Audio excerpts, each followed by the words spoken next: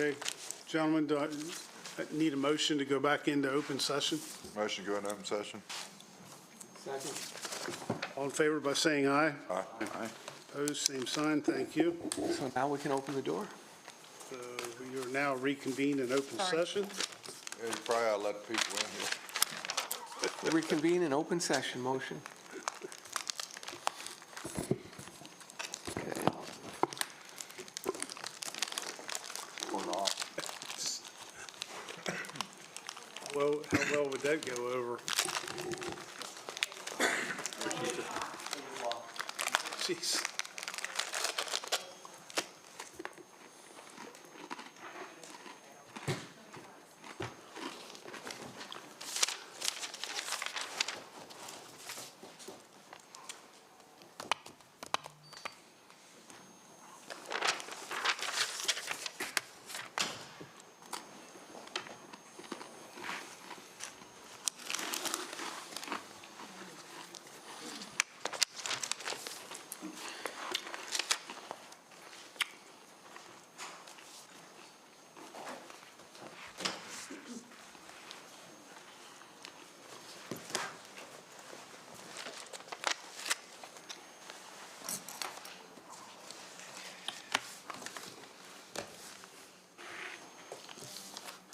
Okay, good morning, everyone. Thanks for your patience this morning. We have reconvened in open session, and first up this morning is Commissioners' comments and reports. Commissioner Wagner, would you like to go first? Sure. Good morning. Bring this thing around so you can hear me. Glad to see y'all here. We had, I got to be able to stop out at Hagerstown Aviation Museum for the East Coast Military Vehicle Rally. Rainy day, spirit was high. There was still a lot of people there. I encourage everybody to stop out there. Museums open, I believe it's Friday and Saturday. So stop out there and check out everything. Most of it's under roof, so it doesn't matter rain or shine. That would help. Jeff and I would help kick off the Washington County Girls Softball League. Huge turnout. A lot of teams. Another dreary day, but they moved ahead, and the girls were all enthused, and it went very well. I want to congratulate Aubrey Rahale as an Eagle Scout. She received her Eagle Scout last week, and you know, it takes a lot. I have the highest respect for Eagle Scouts. They go through a lot to get there, and so congratulations to Aubrey. And I think this happened. Yeah, it was last week. Mr. Tedrick's up there. The UAW 171 hosted, out on Mullins Avenue, hosted the Central Maryland Workers Memorial Service. Very nice. It was very nice. And I had a special place for me because my dad was UAW for years. I was UAW for years in 171. And I appreciate it, Mr. Tedrick, for hosting that. And the local hall, you were the MC. So anyway, that's all I have. Okay, thank you. Mr. Kiefer? Yes, okay. Thank you. Good morning. Just two comments here. First, I'd just like to express my public condolences to former Commissioner Ron Bowers and his family. His mother passed away, Miss Pearl Bowers, on Sunday, about a week or two shy of her 99th birthday. And when I spoke to him, he said, you know, it's not a time to be sad. She lived a good long life and good physical and mental health up until the very end, so that's something to celebrate. Secondly, I know a couple of us were copied on a communication last week, a couple communications, I think, concerning another building in Hancock that had some dilapidation and blighted concerns and its effect on neighboring residences and a business. And I know back in March I had asked for a deeper conversation, and we may not be there yet, but I just want to stress the importance of that and having that conversation soon. This particular case involved a building that was exposed in a way, blighted, and open for wild animals to enter. And a nearby resident was also potentially bitten or scratched by a cat in that neighborhood, in that area. Feral cat populations go in and out of that building as well. There was a concern for rabies, and when we talk about the blighted buildings, it's not just the physical structure that we have to look at, it's also the, what nuisances can be attracted because of those buildings. And I know it's not just the town of Hancock, but the town of Williamsport has also mentioned other communities. And if we could just look at having a conversation to enhance our code enforcement, I think that's very important. Communication was had that the commissioners need to take some action in order to address concerns like that. I'm not sure what action we need to take, but I think we need to have that conversation soon. And, just in making contact with the health department, with the Humane Society, it matters whether it's a wild animal, a domestic animal, if there's been human contact or no human contact, as to which agency gets involved and to what degree. And, that can be a little frustrating, but if we could limit those instances like this with proper code enforcement of abandoned and blighted properties, I think that would go a long way. And public safety, not just with the buildings, but again, those unintended consequences. So I think that's important that we have a conversation soon on it. And that's all I have. Commissioner Kiefer, there are some things in the works with staff that they should be bringing to the Board of County Commissioners here soon, I think, to probably address some concerns. So those are in the works. Rest assured. When I first mentioned this last month, I don't think I had in my mind wild animals and, a rabid animal. And the animal did not have rabies, by the way. I don't want to create any fear, but, lots of unintended consequences you don't even think about, and more just popped up, and I wanted to mention it. Absolutely. Yep. Thanks. Mr. Harvey? Thank you, President Barr.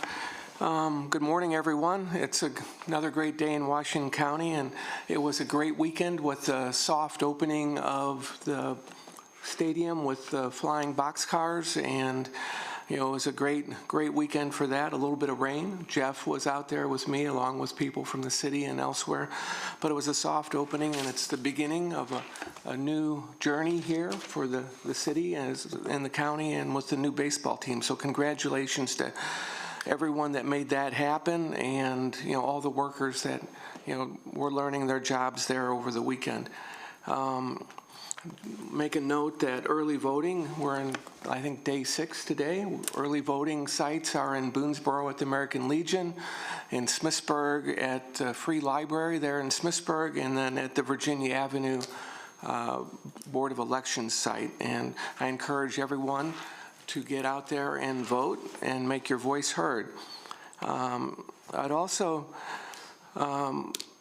want to follow up on Wayne's comments there, and I heard what our attorneys said here, but we heard in our meetings in Williamsport also about some concerns about deteriorating buildings, not buildings that are at the point of being condemned, but is there something that we can do to encourage people to seal up the homes so that they're properly, so they don't deteriorate more, but also how to encourage development or restoring these historical homes that are in places like downtown Williamsport and Hancock. Maybe not just homes, but also storefront buildings. That's part of our history there, and I know that we've got a historical advisory committee and the historical commission are both interested in that, and I didn't see anything specifically in the new historical document that we approved recently that really addressed that issue. And I don't know if you're looking at that, Michelle and our attorney, but let's think more broadly about how we might be able to address that. There might be new authorities needed, or we might need to work with our delegation. But I'm not an expert on that in any way. I'd also note that May is Military Appreciation Month, and it's the month that we're supposed to acknowledge and appreciate those that are currently serving in our armed forces. I'd also note that tomorrow is VE Day, May 8th, Victory in Europe, for those that don't know what VE Day is, and that was the conclusion of the World War II in Europe, and that was quite a long slog. Anybody who saw the series Band of Brothers should have an appreciation for what the men and women of America went through. And it was about this time of the year that the public was becoming aware in 1945 of the atrocities and the horrendous virulent anti-Semitism and hate that drove the development of concentration camps and the death of more than 6 million people, primarily Jewish people. And unfortunately, we've seen a growth of anti-Semitism and virulent hatred again today. Fortunately, it hasn't impacted around here, but we've seen it on campuses, and I speak out against that.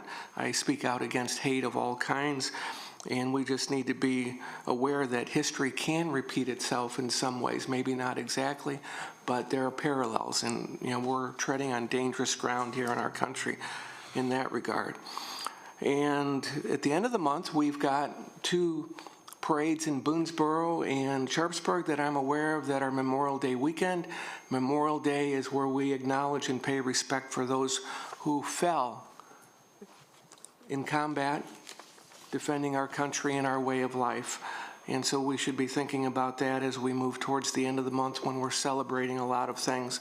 But those should be 2 good parades again in Boonesboro and Sharpsburg. And with that, I will come to a close. Thank you. Commissioner Harvey. Mr. Klein? Morning, everyone. Thank you, President Barr. It's been a long 2 weeks, a lot of activities. I, too, early voted, and I went down to the Boonesboro location at the American Legion. Customer service, welcoming, everybody was smiling, went through like a breeze. So thank you to the election board and all those folks that are working for early voting at all of our locations. Following our meeting Tuesday, on the 23rd, we went out to Smithsburg and honored Mayor Mickey Myers for her decades of service. So again, thank you, Mayor Myers.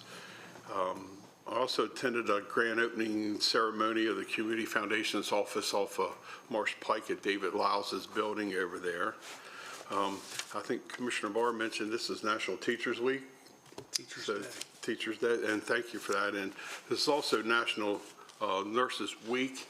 And I had experience yesterday of dealing with some nurses, so I've never met a nurse I didn't like, so thank you for all the nurses out there. Yesterday I did attend the Williamsport Community Band concert at Springfield Barn in Williamsport. It is truly a community band of volunteers, some lawyers, doctors, construction workers, all those who had played music during high school now are in the Williamsport Community Band. As Commissioner Harvey mentioned, I did attend the soft opening night at Meritus Park, so I wish that all a big success. And as Commissioner Wagner mentioned, I did attend the opening day ceremony of the Washington County Girls Softball League to see the family and the number of teams. Ellsworth Electric had a team sponsor, but to see the work that they do out there with the kids, getting them in organized sports. And Mr. Dan Felt, who's been a leader of that organization for a long time, is now slowly, and he'll be retiring at the end of the year after probably 30 years out there. I also had the opportunity to go out and watch a little bit of our highway department clear the debris at the Broad Fording Bridge. Quite an operation, digging, rigging. It was there for a big crane, and the pile of debris that was up against the bridge was immense. So I'm glad that they were working on that, and I think there's other forthcoming bridges to be looked at for debris. I also attended the Eagle Scout ceremony for Aubrey Rahal, Troop 123 out of Funkstown. And another really good event was to be at Smithsburg for their groundbreaking ribbon ceremony for a playground there at their Veterans Park. As a councilman in Williamsport, I helped bring 2 playgrounds to Williamsport with the help of the mayor and council and grants and stuff. So kudos to Smithsburg for improving their park. I also attended the Western Maryland Delegation Economic Summit that we had last week out at the airport. We had Frederick, Washington, Allegheny, and Garrett County. I think Senator Young from Frederick was there, and then the representatives on the business development teams for each of those counties gave a great report. And then Jonathan, thank you very much. I know you were in a hurry, but your detailed report was exceptional, so thank you for that. As a tradition, I always stop out and see the Big Brothers, Big Sisters Bowl for Kids' Sake event. Tom Klein, who's the leader, Klein with a K, not a relative, but a good guy. They have a great tradition of that being very popular as one of their major fundraisers. I did run into Commissioner Barr at Thunder in the Square. A nice event for Hagerstown. The weather was nice, a little cool, windy, but it still was fantastic to see all those cars and the effort that those people put in preparing that. And I also attended the Central Maryland AFL-CIO event for Workers Memorial. So thank you, Mr. Tedrick, for that invitation and the kind words that you spoke about us. So that concludes my report. Okay, thank you, Commissioner Klein. Good morning again. Many things have been taking place in our community over the past 2 weeks, and not to be redundant, but I'd just like to say thank you to my fellow commissioners. I think we do a great job in reaching out to the community and attending many of these functions, ceremonies, and memorial services. One thing that I think wasn't mentioned this morning, Brook Lane Hospital Center had their 75th annual banquet, and it is their 75th year in business. Jeff O'Neill and all the fine staff there at Brook Lane, they do a great job in this community, and we appreciate their service. Unfortunately, I think sometimes they turn away as many as they take in, just lack of staff and resources. So again, they're a critical element of our community. And not to keep the Workers Memorial Service, Dan, thank you again. Some of you may know that that is near and dear to my heart, the Workers Memorial Service. As an employer, I did witness the passing of employees that have died on the job, and unfortunately, accidents happen, and they always do a nice job there at the Union Hall and paying homage to those that have gone to work and not made it back home. So again, thank you for that annual service. Upcoming events we'd like to share. It's again a busy week. This afternoon at 1:30 over at Park Circle is the Claire Barton dedication and unveiling. Hagerstown Museum, Aviation Museum, capital campaign launch and celebration today at 5 p.m. That's at Wings and Wheels Expo, Showalter Road. Boonesborough Farm Market opening day is today at 4 p.m. in Boonesborough. Eggs and Issues tomorrow morning at 8 at Hagerstown Community College. 2024 Power of Work Awards is also Wednesday, tomorrow, May 8th at 5 p.m. at the Newman Auditorium, Robinwood Professional Center. Next item is grand reopening of the Dunkin' Donuts this Friday, 10 a.m. out on the dual highway. They've done a complete renovation and I guess enlarging of their facilities. Ribbon cutting for Con Air is Friday at 1 p.m. Downsville Pike. And last but not least, the grand opening of the Updegraph, sometimes called the Beat Building downtown, is next Monday, May 13th at 10 a.m. and that's at 51 West Washington Street. A firm has spent millions in renovating that building, and my understanding is it's quite impressive. So hats off to them. With that, anything else, gentlemen, that we've missed? We'll move right into staff comments, and first up is Dawn.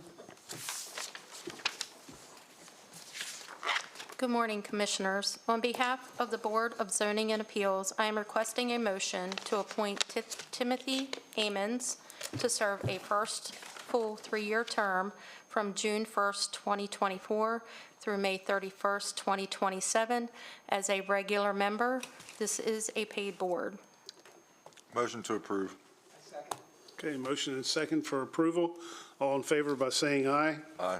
Opposed, same sign. Thank you. And on behalf of the Hagerstown Eastern Panhandle Metropolitan Planning Organization, I'm requesting a motion to reappoint Mayor William Green to serve a fourth two-year term from May 1st of 2024 through April 30th of 2026 as the Washington County Municipalities Representative. This is not a paid board. I second. Okay, motion is second. All in favor by saying aye. Aye. Aye. Opposed, same sign. Thank you. And on behalf of the Washington County Commission for Women, I am requesting a motion to appoint Karen Hayes to serve a first full three-year term from May 1st of 2024 through April 30th of 2027. This is not a paid board. Motion to approve. Okay, motion is second for approval. All in favor by saying aye. Aye. Opposed? Thank you. And the final one, on behalf of the Washington County Commission for Women, I am requesting a motion to appoint Catherine Magi to serve a first full three-year term from May 1st of 2024 through April 30th of 2027. Motion to approve. Okay, we have a motion second. All in favor by saying aye. Aye. Opposed, same sign. Thank you. Thank you. Okay, next up is Zach. Good morning, Commissioners. On March 26, 2024, the Board adopted ordinance number 2024-18, which repealed and revised the county ethics ordinance. After that adoption, we noted a slight typo on page 10. The correct number of days before a candidate needs to file for a candidacy is 8 instead of the listed 20, so I'm just asking for a motion and a vote to adopt the revised ordinance with the updated 8 days as opposed to the 20.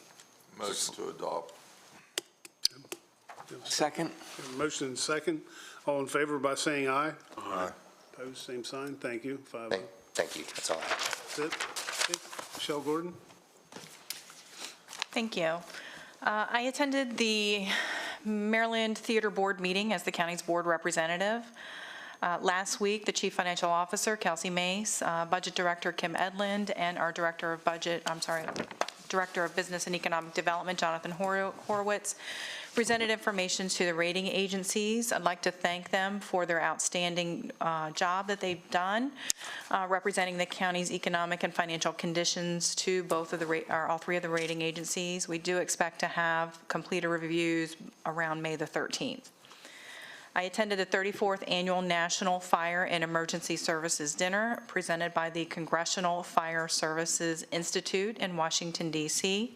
The symposium highlighted critical factors impacting the health and safety of our firefighters and emergency services personnel.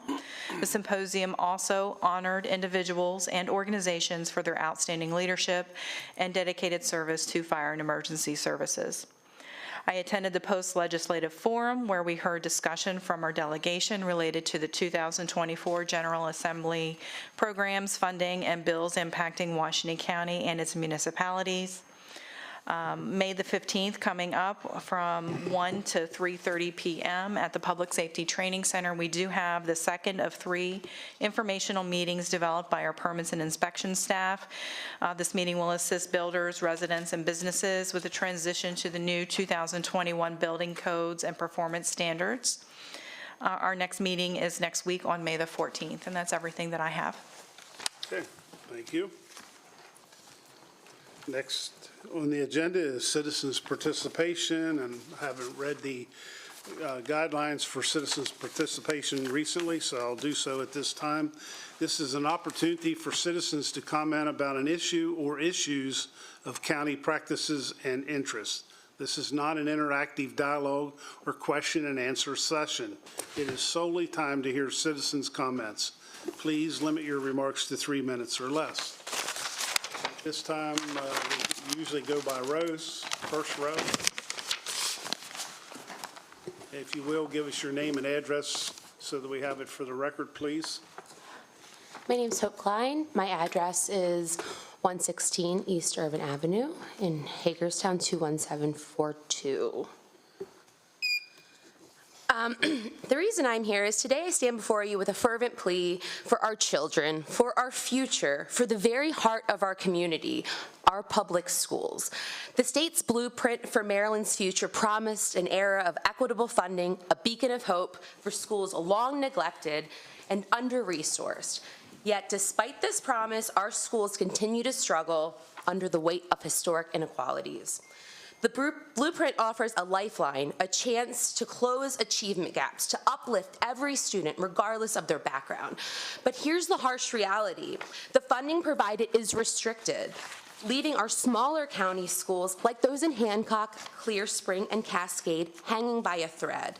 The new formula demands equitable allocation per pupil, addressing the needs of children in poverty, English-speaking learners, and those requiring special education services. However, to keep our rural schools adequately staffed and operational, we need additional funding. The proposed budget, just $8 million over the maintenance of effort allocation required by law, falls short of what's needed. The county's current budget, with a mere $1 million over MOE, simply isn't enough to sustain staffing in our smaller schools. But there are solutions within reach.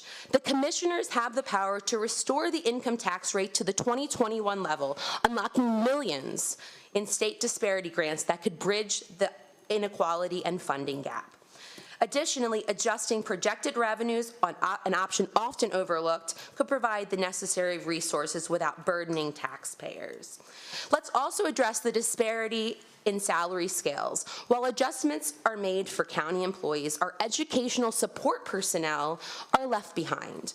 We must ensure that they receive a living wage, attracting and retaining vital people like bus drivers, custodians, paraprofessionals. We cannot let past decisions dictate our children's future. We cannot accept false choices that pit against each other. Together, let's demand the funding our students deserve. Together, let's stand up and demand the resources our children need and deserve. Let's invest in our education, invest in our future. The time to act is now. For our children are counting on all of you, on all of us, and history will judge you for the decisions that you make. Thank you. Thank you. Thank you. Okay. First row.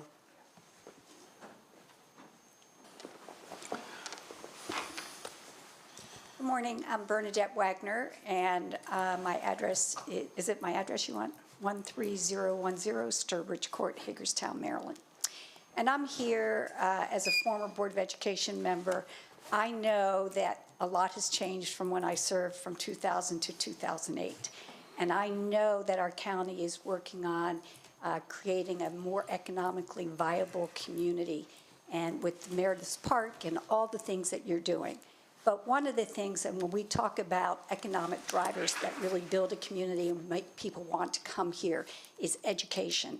And so I request that you reconsider what you're going to provide to our school system so that we can meet the needs of our students, pay our teachers and our support personnel a living wage so that we can attract other families. I'm almost 67, and I will tell you there's a lot of my friends who would love for their children and grandchildren to move back home. And our kids are saying, no, the schools are not up to snuff. So I just ask that you really look at what we're doing and provide the funding that makes a difference, and so that we can not only be driving, have great economic drivers with our ballpark, but also with our school systems. Thank you. Thanks, Mrs. Wagner. First row. Second row. Oh.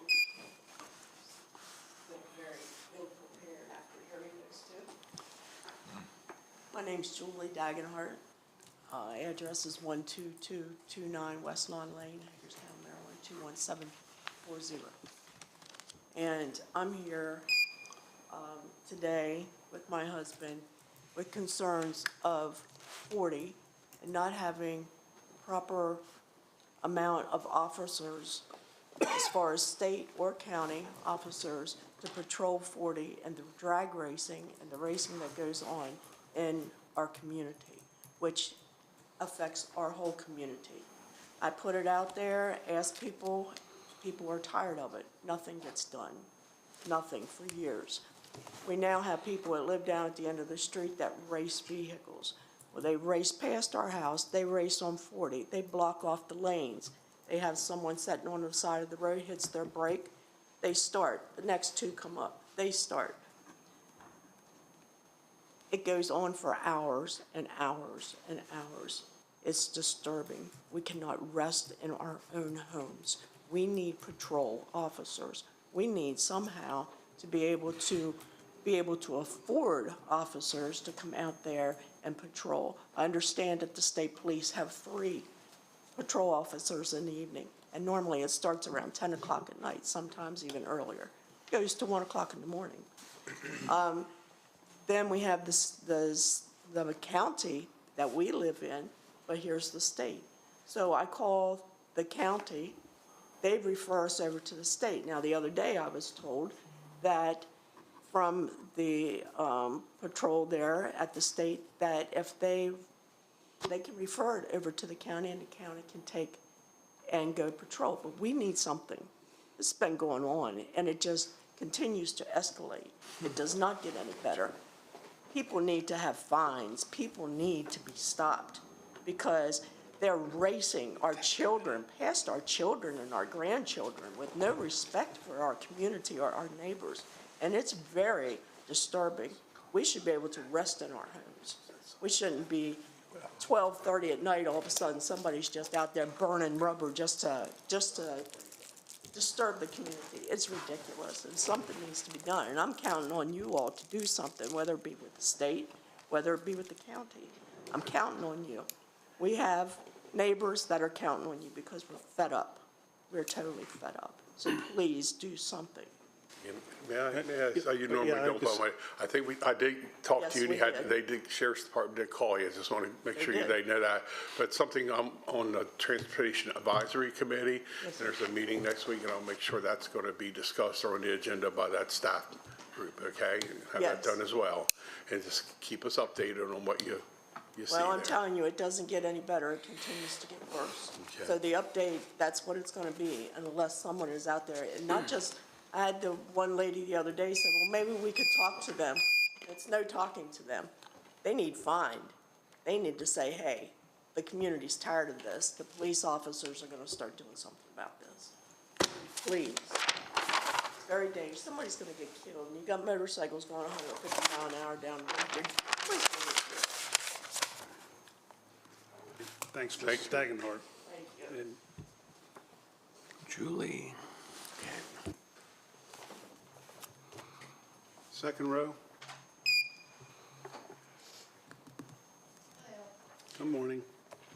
My name is Joyce Scholl. I live at 1302 Oak Hill Avenue. I have lived in Washington County for 31 years. My daughter was born a week after I moved here. And so my children have been through the Washington County schools. Both, she was a gifted young lady and went to Barbara Ingram, North High, Northern Middle, Funkstown, and my son, Funkstown and Marshall Street School. So I'm a very interested parent in the success of the Washington County Public Schools, and my professional experience has been as an educator in public education, in higher education at the Hagerstown Community College, and now I work as a teacher at Roxbury Correctional Institution. I teach incarcerated men. Presently, my co-teachers and I are studying this book, Fostering Resilient Learners. I do believe that my peers at Washington County Public Schools have a lot of experience in this, and they have more training to come if they are fully funded. It's so very important that teachers learn how to help children manage emotional and social supports. Things sure have changed since all of us have been in school. Me more than you, I'm sure. But things have really changed, and so much is required of teachers now. One of the things we're learning about is adverse childhood experiences, which include things like substance abuse in the home, neglect that you would expect, but also military deployment of a family member, and homelessness and victimization of bullying. things that maybe you and I never had to deal with as children.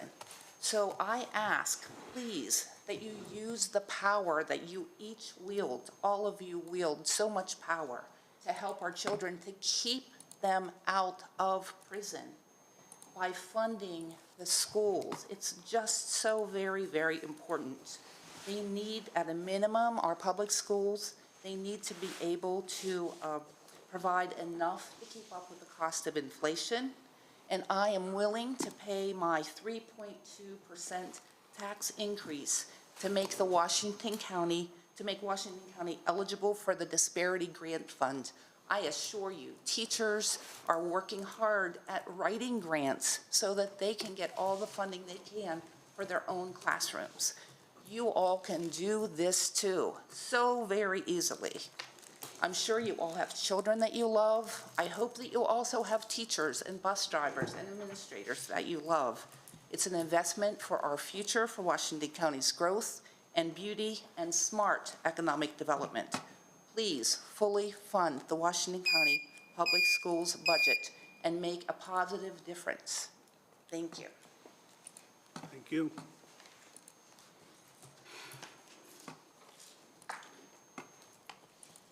So on second row, third row.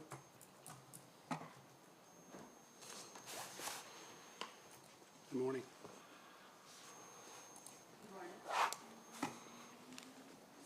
Good morning. My name is Jeannie Massey. I live at 19208 Betty's Avenue in Boonesboro. Good morning.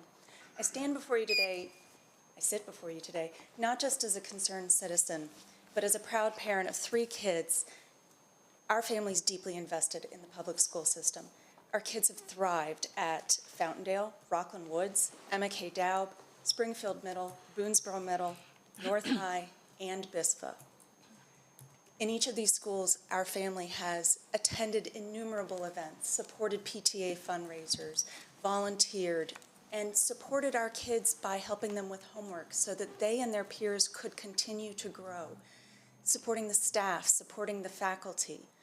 Now more than ever, our community stands at a crossroads, facing critical decisions regarding the allocation of funds, particularly within our education system. This is not merely a matter of dollars and cents.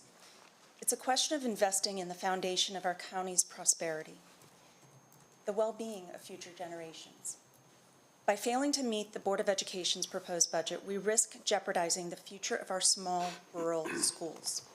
These institutions are not just centers of learning, they're the heart and soul of our communities, embodying the values and the traditions that have thrived for generations, but are at risk now.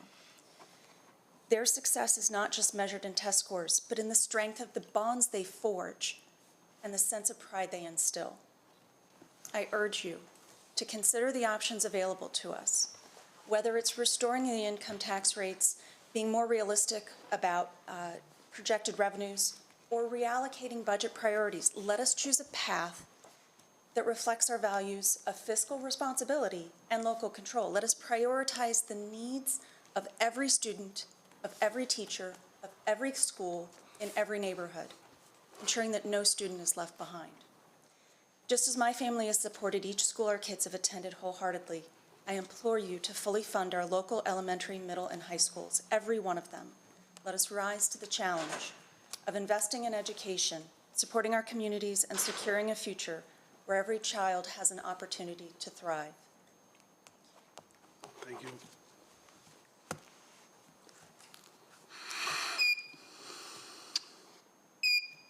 Row 3, I guess it is, row 4.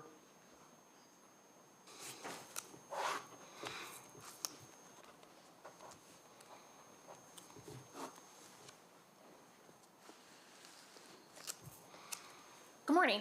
My name is Mary Herringa, I'm the UNISERV Director for the Washington County Teachers Association, and our address is 18047 Oak Ridge Drive in Hagerstown. And I just wanted to mention, thank you, Commissioner Klein and Commissioner Barr, that this week is Teacher Appreciation Week. So I want to make sure that we all are giving our thanks to the teachers in our lives, to our students' teachers, or to our children's teachers, our neighbors who are teachers, and making sure that they feel appreciated. Also want to thank the PTAs and PTOs throughout the district who are spending extra time this week making sure that our teachers feel appreciated. And as always, classroom doors are open to you to come in and see the amazing things that our teachers are doing every day in our Washington County Public Schools. Thank you. Thank you. Okay. Anyone else in citizens' participation? Okay. Hearing no response, we'll move right into our public hearing. The first public hearing today is modification of charges, rentals, and fees at the Hagerstown Regional Airport for FY 2025.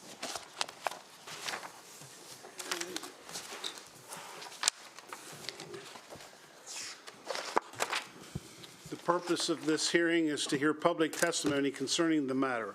The procedure is as follows.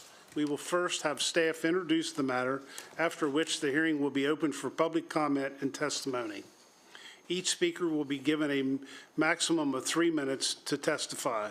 After everyone who wishes to speak has done so, the hearing will close. The commissioners may then discuss the issue and provide direction to staff concerning budget adjustments as a result of the proposed rates.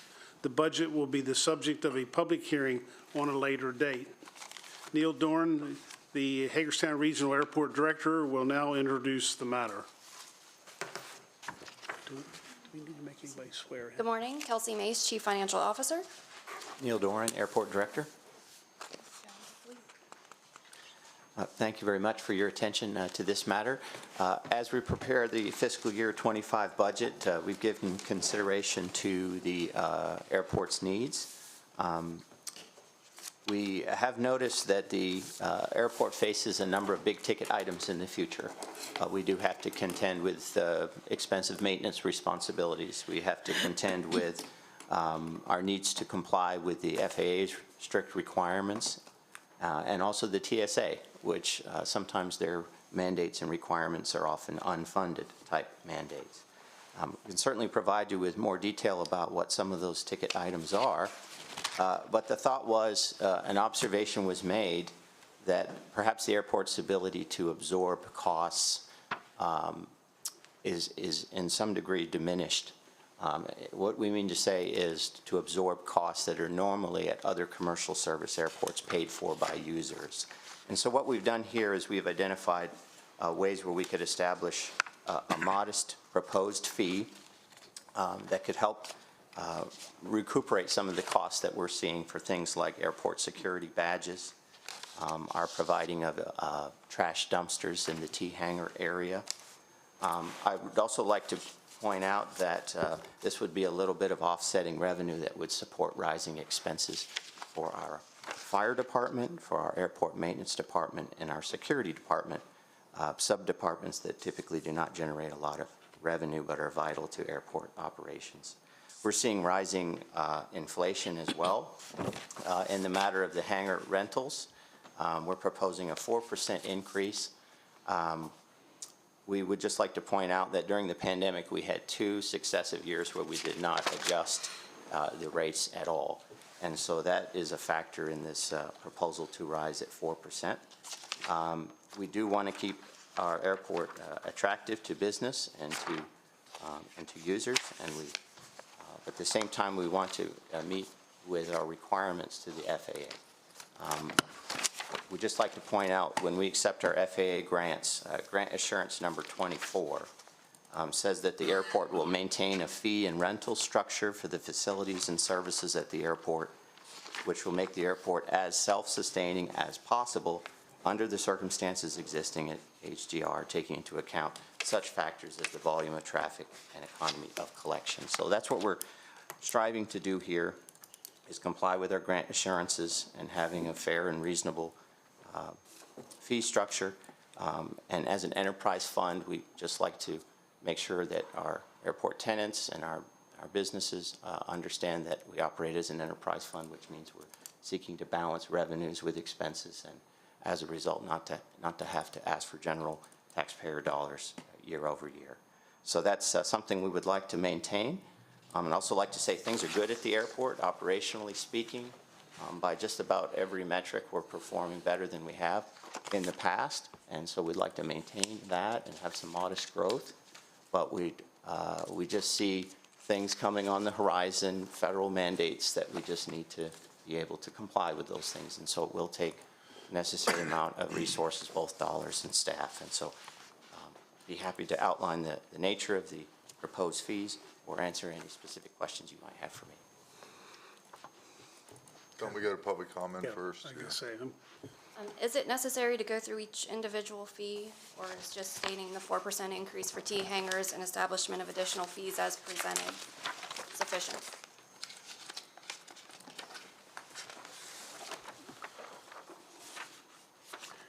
you may want to explain, I guess, on page 3, if you will, where there's currently no charges and the rationale, I guess, for Yes. the badges and that sort of thing. Yes, sir. So maybe just for clarity, we could back up just for we have the dumpster cost recovery fee that represents just what we need to cover the cost for the 2 dumpsters in the north side of the airport adjacent to the T-hangers. T-hanger tenants and businesses are using that. I want to point out we have no changes to the idea of tie-down or ramp parking fees. We are not currently collecting anything on that. That would just be if somebody approached us and said, hey, you've got some grass tie-downs adjacent to Papa, or had some request. The transient ramp fees and the overnight aircraft parking fees, we just want to point out, this does not apply to our FBO at the Ryder Jet Center. It does not affect their collection of fees as normal and as previously arranged. This would just be a situation, sometimes we have one-off requests at the terminal area or the firehouse apron on our side of the airport. An aircraft may want to park there, so we have a fee for that. We're also not, we're not changing the landing fees from what we had last year, so I want to point that out. That is a little different from the comment on the agenda report form. We're not changing the landing fees. We're also not changing fuel flowage fees. That's something that's not being adjusted at this time. You have a number of new fees included in here that were not here in fiscal year '24. I think that those should be delineated a little bit more Yes. clearly to the public so that they're aware of those. Okay. Yes, so the security fee you see there, so AOA is Air Operations Area badge. The SIDA is Secure Identification Display Area. So that would really only apply to those who need to come to the terminal during air carrier operations, such as someone needs to come there to fuel aircraft. So that would apply to only a relative small number of users at the airport. We estimate maybe 15, 16 users of, for instance, the Ryder Jet Center would need a SIDA badge. We have to provide training in addition to providing a badge. So these are proximity cards. They come in expense, computer, digital fingerprinting expenses, background checks that we have to go through Federal Clearinghouse, and all of those are at rising expenses. And again, these are the things that are normally charged for at commercial service airports. Neil, excuse me, if I can ask a question. Are they a one-time charge for a badge, or is that annual, or? They're issued annually. Do we, We have to go through But this the says it's a processes. monthly fee. Forgive me, that would not be a monthly fee there. Right. That's an error there. It's an annual fee. Annual fee. Yeah, the badges have a 1-year expiration on them. I don't know, you can keep doing that, but I'd sort of like to hear from, if there's any public here before we ask questions, if that's all Okay, right. yeah, that's fine. I want to hear what you Are there any others that are a mistake on here? You have monthly fee for the badge holders and lanyards, monthly fee for loss replacement badges. The monthly fee on the badge holders and lanyards is an error as well. Is that a one-time fee? It's a one-time fee. If someone would like to have a nicer lanyard to go around their neck or something to hold the badge around their arm, that's what that's. And the non-return badge, that's not monthly, that's a one-time. Yeah, that's a one-time fee in the rare instance where somebody had lost their badge. And then airport maintenance fees, those would be one-time as well, instead of monthly. Correction, yes, I'm sorry, I never caught why somebody had put monthly on there. No, that's certainly not a monthly fee. No. after-hours aircraft rescue, are those one-time fees as well instead of monthly? Yes, and if I can explain that, that's just in the very rare circumstance. Let's say we have a group travel aircraft that wants to come to the airport, and it's at 2 o'clock in the morning, a time when we normally do not have firefighters in our on-airport fire station. The response comes from Morgansville and the community resources. And then airport operations fees, are they monthly or are they one-time? They are not or- monthly. Okay. I'm sorry. So all monthlies are yearlies. Yeah, or one Or time, one time. One time. and totally elective. I'm sorry, a staff member assisted me with formatting, and I just missed that, my mistake. Yes, so, Now, the T-hanger common dumpster cost recovery fee, that one is monthly? Or is that one, yes, that is monthly, so the monthly aircraft tie-down, that's monthly as well? yes, that is monthly. That I one is think monthly. I The think rest that- were all either annual or one-time, so that was a mistake. Right. Okay. Yeah, my apologies.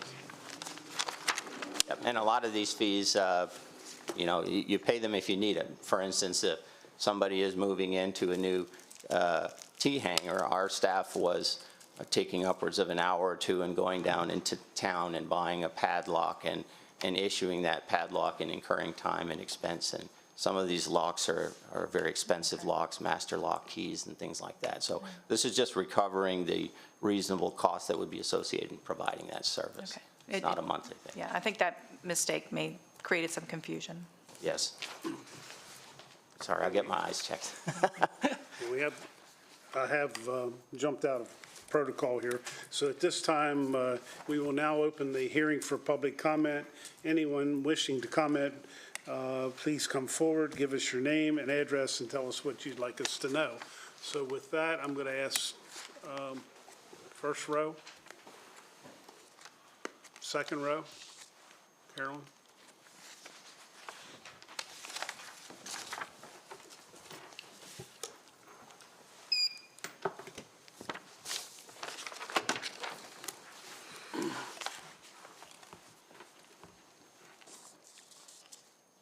Good morning.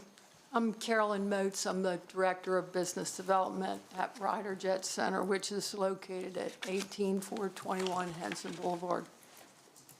Thank you so much for the opportunity to comment. I've been to dozens of these in the past, but never on this side of the desk. Before I get to my concerns and comments, I would like to note that I find myself disappointed in the lack of input gathered from airfield stakeholders during the creation process of the proposed rates and charges for fiscal 2025. Somehow I'd like to see that improved in the future. I really don't have any comment on T-hanger increases. My first comment would be on the common dumpster cost recovery fee. How's this going to be charged? Who's going to get the bill?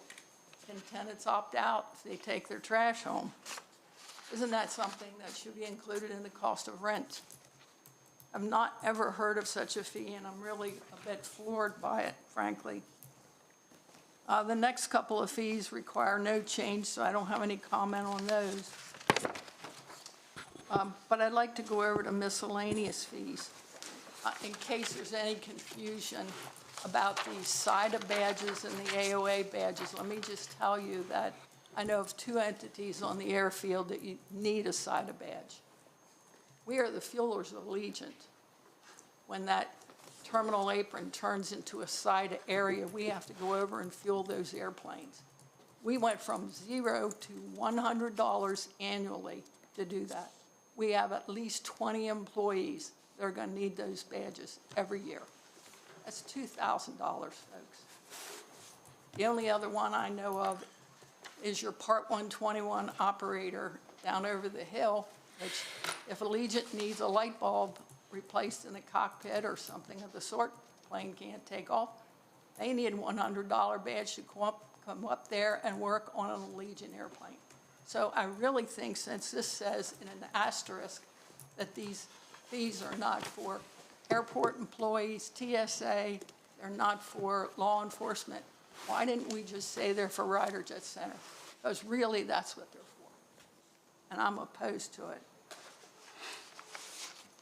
I'm not going to have enough time to go over what I want to go over here, but we don't, at Ryder Jet Center, we don't know what a driver's permit is. We went from $0 to $40.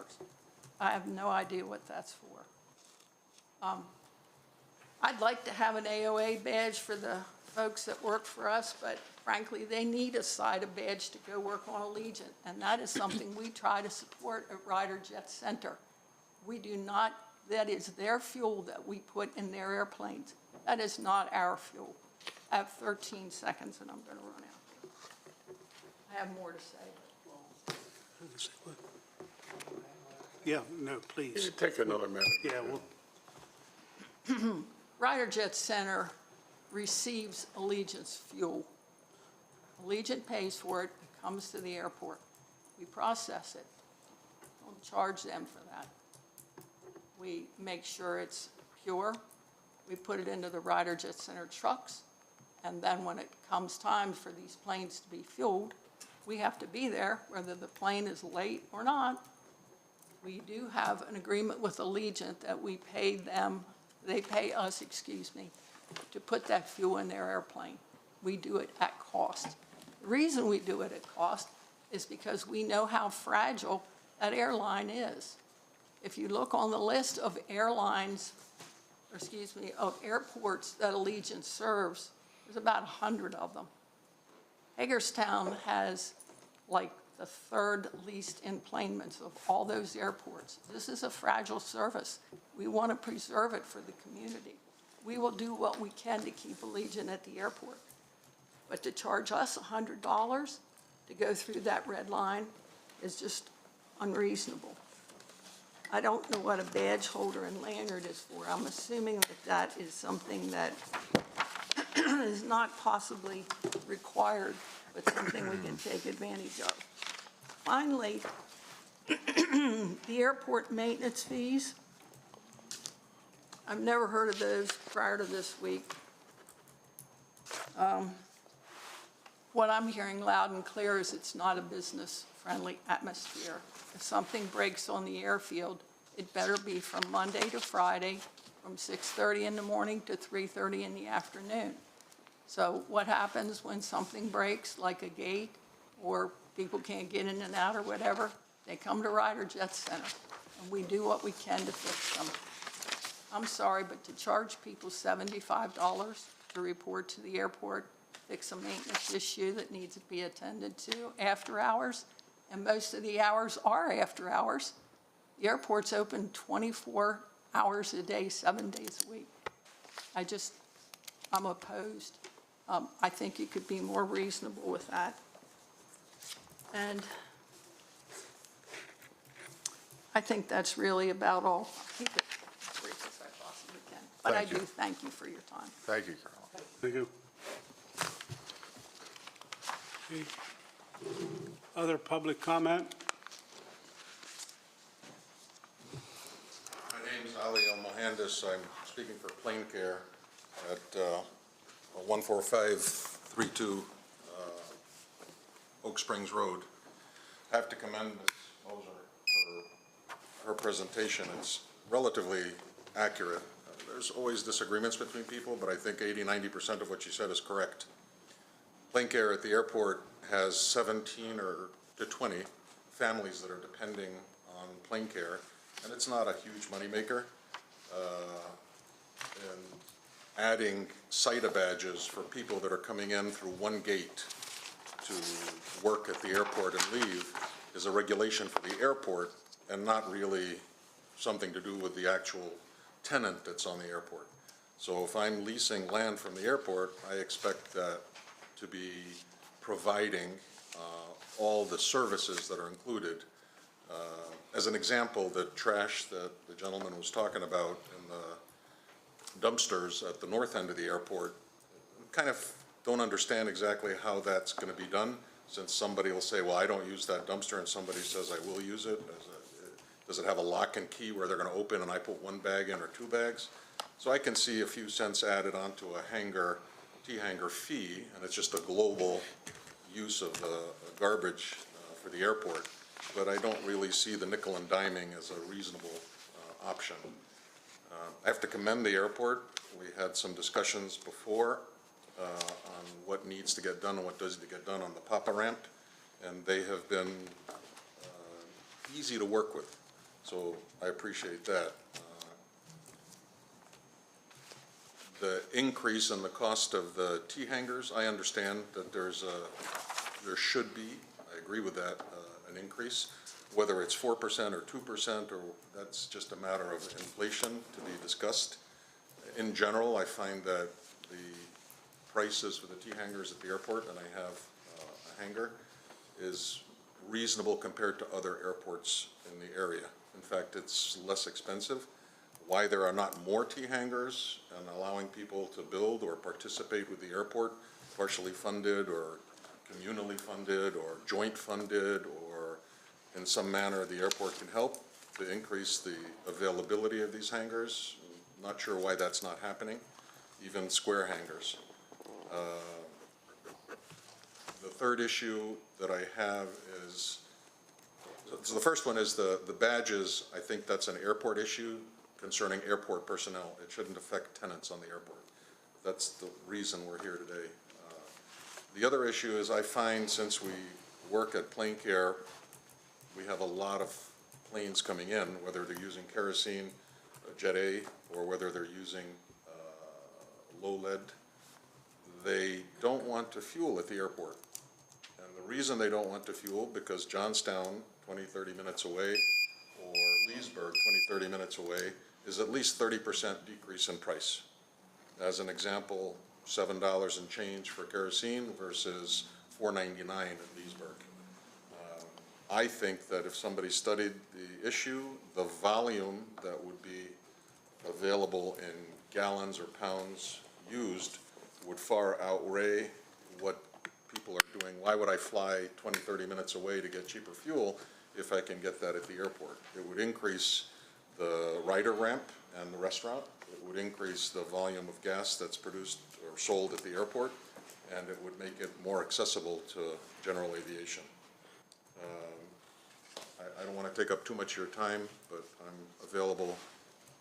People here know where to get a hold of me if you need to have any questions or answer. But we've been there for 10 years, almost, and we've been reasonable on the airport. We support 17 to 20 families at the airport, and we'd like to see that the committee here is helping keep those families with jobs. Thank you very much. Thank you.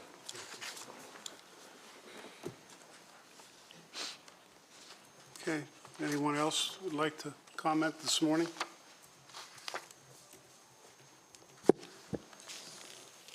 Hearing no other comments, the commissioners have any additional thoughts or comments? Neil? Yes, sir. Yeah, I do. Just some history here. I've been out the airport, as you know, for several years, or 10 years or 12 years, with just hanging in an airplane and being involved. When did was this badges, is this all brand new, or did we have to, there was never a fee for badges before, right? No, the airport's been absorbing these costs for years. And how much have you figured that will generate? Do we have it's on here somewhere probably, but I didn't find it. Yeah, on your agenda request form, it's got an estimate.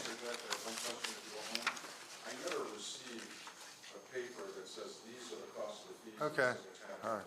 So does that spread out to the airport? Go ahead. Yeah, the vast majority of the badges would be the lower cost AOA. So $25,000 a year is what we project. Me personally, from being on the airport, I think that all of our people that have invested money in the airport, whether it be Ryder or Plane Care or Royal, whoever, for that amount of money, I personally think it's wrong to do badges, to charge these people that are vested in the airport, on the airport, to charge them for badges. I know it's not a lot of money, but it is a lot of money in a sense, but there's got to be, it's almost like nickel diamond people, I think, for people that have invested a lot of money in our airport. They're there. If I had a problem, I think it was said by somebody, they're already willing to jump in and help. I've seen it happen, and it helps us look good, and it helps the airport prosper.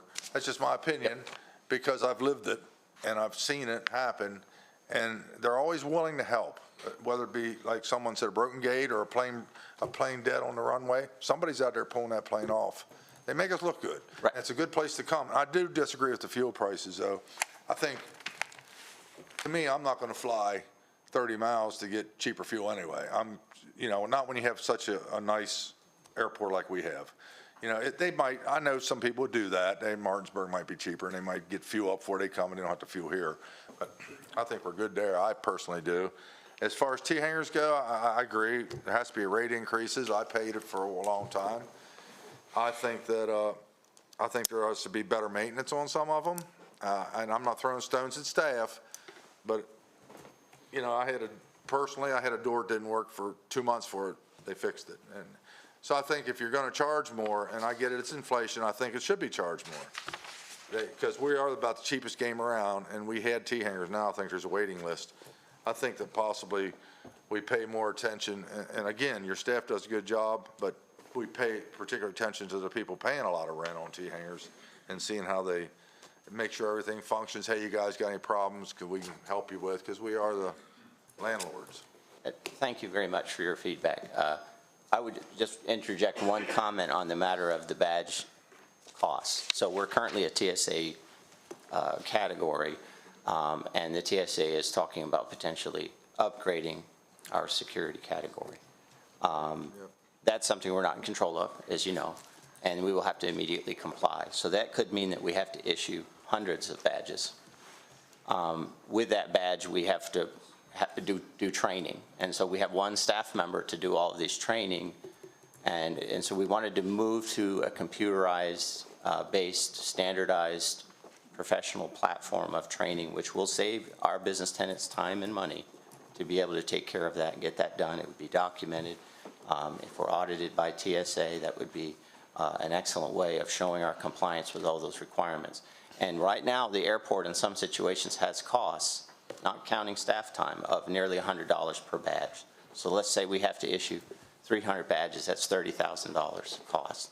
It's costs for the software. The software is probably $15,000 to $20,000 a year. So this is a mechanism to get users of the airport to participate towards all of these very large costs. And I will say that in the aviation industry, user fees are common, right?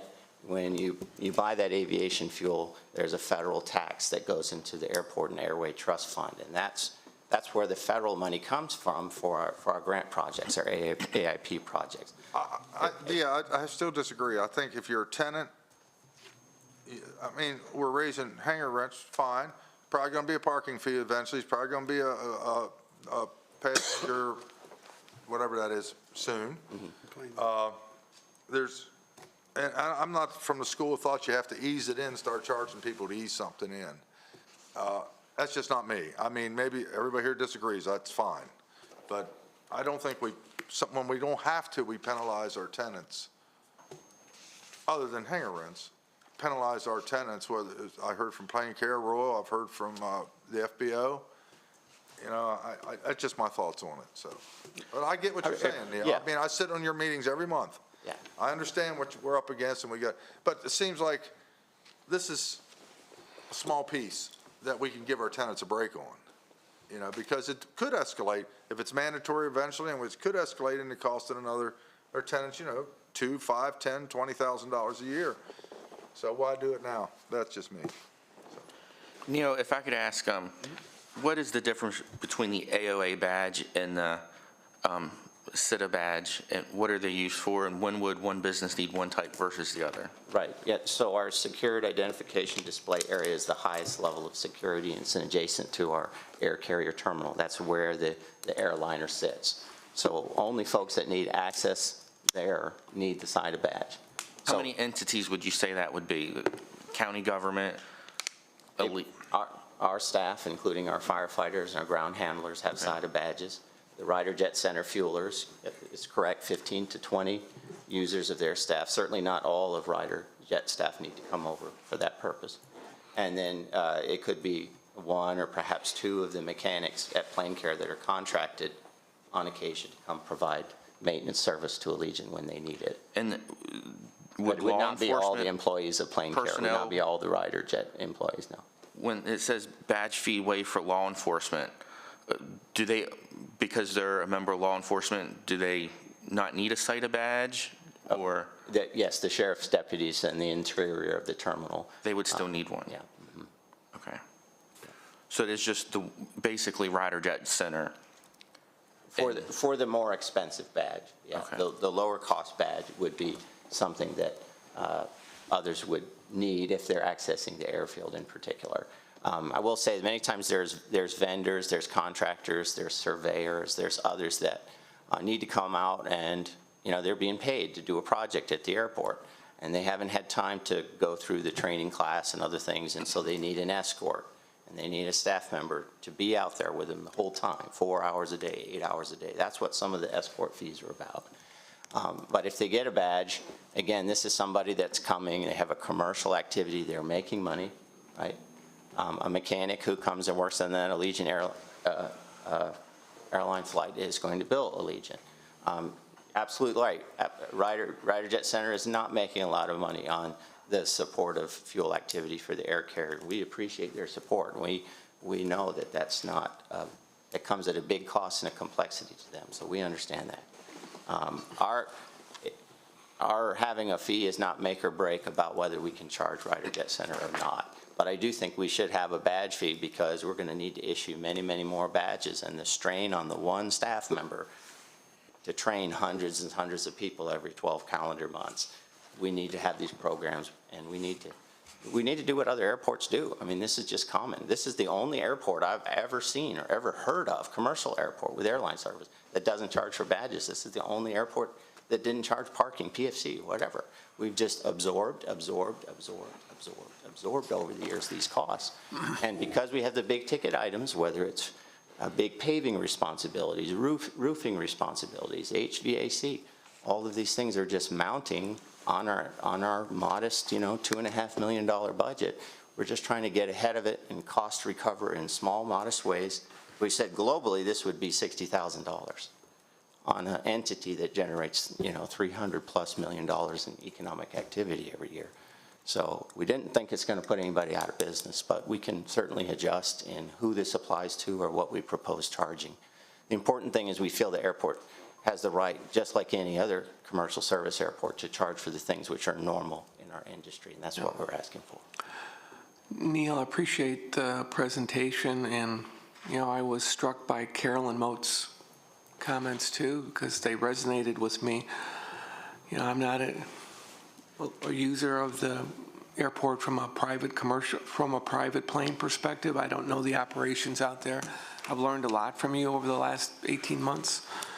But one thing I have learned is, we're at the Allegiant, and our commercial service there is on edge. We want to grow it, but we also want to maintain what we have, and we're always worried about losing Allegiant. So if I walk this dog here with you, what you're saying is another way of spinning this is we're advocating here that Ryder charge Allegiant more because they're doing their service at cost. And if they're going to pay for the badges and it's $2,000 or $3,000 more dollars, they should pass that cost on because it's a business. Okay, so that's another way of looking at that. And I've heard from you that we don't want to increase. We already increased some costs with Allegiant, okay, but we're very sensitive to price point because we don't want to lose them to Manassas or some other, just in their cutbacks, okay? And we're talking about a total here, if you got everything, about $65,000 or so. No, even less than that. So I'm doubtful. I need to look at this a little bit more. Maybe someone can tell me, why is the gas so much more here? Is it state taxes, or is it, the kerosene? Why is the fuel more here by $3 a gallon? It's not, I don't believe for a minute it's that kind of money more. Well, with respect, the RyderJet Center is primarily, that's their business, right? And that they know what they need to make in terms of margins. I can say what we on our side have done is we have not adjusted the fuel flowage fee in many years. The things that we can control related to fuel costs, we've tried to keep those down and not mess with them. So the information might be incorrect about the price differential between us and Martinsville. Well, yes. Remember, you're comparing retail prices, and for many products, people don't pay the retail price. They get discounts and other things, particularly for Jet A. When you compare yourselves with other airports who are selling their fuel at a loss, some companies do that. That's their whole strategy, to go out and gobble up all the business. It's happening in this region, to sell things for less than what it actually costs. Yeah, that's a big, complex issue. The county plays a small role in what our fuel flowage fee is, but that's the business, because that's the lifeblood of any FBO. So that's their call to make. I do want to advocate in the matter of Allegiant, when we talk to them next at our conference and we talk about fees and negotiating fees, is that they will circle back with Ryder and help them to do better, because we are participating in those costs in a way to try to soften that for Allegiant, and we are also trying to help RyderJet to have what they need, because they need to have these large bulk refuelers, and they need to have staff to fuel at unusual hours. It comes at a big cost, so we know they need all of those things, and we want to work with them and Allegiant to get them what they need. So it's worth doing, and they're, it's sustainable. Okay, and then the Just last thing. regular self-service for me and you or whoever, for general aviation, there's 15, 20 cents difference between us and Martinsburg, West Virginia. Okay, That's it. good. Yeah. And then the last point, I think I understand it, but we don't include all these costs in a tenant fee like the badges or the garbage, because one tenant might have a lot of garbage or disposables that they have to get rid of and someone else doesn't, or Ryder might have 30 people that need badges and someone else might have 2. So you can't just associate all those fees with a tenant charge, right? Yeah, You have to break it out. Yeah, I mean, there is a relationship. Like, for instance, we had a note there under security fees that T-Hangar tenants are issued 2 cards at lease signing as part of their lease agreement. Additional cards would be charged at the AOA badge fee rate. So there's certain things that are done to try to lower their cost, or there's no cost at that time. They're issued those badges. It's true that a business user is going to put more trash in that dumpster than a typical weekend flyer in the T-Hangar. That's absolutely true. But we tried to kind of spread those costs around so that no one business or individual user of a tenant was facing a big fee for the month or the year, for that matter. Okay, thank you. Yeah, I have a comment or two. Before I would vote on anything, I'd like to see a corrected sheet on the miscellaneous fees. I don't want to vote on anything that we just discussed. I'd like to see all that done represented. And one of the things I'm hearing here is that there's been some communication issues with the stakeholders. Why weren't they talked to first? They just got this information this week and found out things are going up. Why haven't we been able to establish a regular forum or line of communication to discuss them, let them know about these findings and studies? The badge is going to be required, why we absorbed the costs earlier and now why. So all these things could have been discussed earlier. Is there any reason why that wasn't done, or why you should go back and do this before we would vote on this? Not an intentional desire not to communicate with people. I own it totally myself. Sometimes I'm so busy. Growing up, my parents would always say there's never enough hours in the day. I totally get that. Just running around so much. We do want to speak more regularly, and I want to have more frequent meetings or scheduled meetings with RyderJet Center representatives, in addition to the AAC meetings and the other times that we have calls and emails between us. But we value the relationship with all of these tenants, and we know it's important to get around and speak with them frequently and let them know what we're dealing with and what's on the horizon. Were these discussed at the Airport Advisory Committee? On occasion, yeah. We typically work on this, as you know, in December and January, so I'd have to look back. Our meetings are already very long, so trying to put these before the AAC, we can do a better job of that in the future. Neil, the question I have, I guess, is not listed here, but where are we with the thought process of charge for parking, and I think also there was I don't know if this is the right term, but an employment fee that other airports have when you Yes. step on the Allegiant flight. Yeah.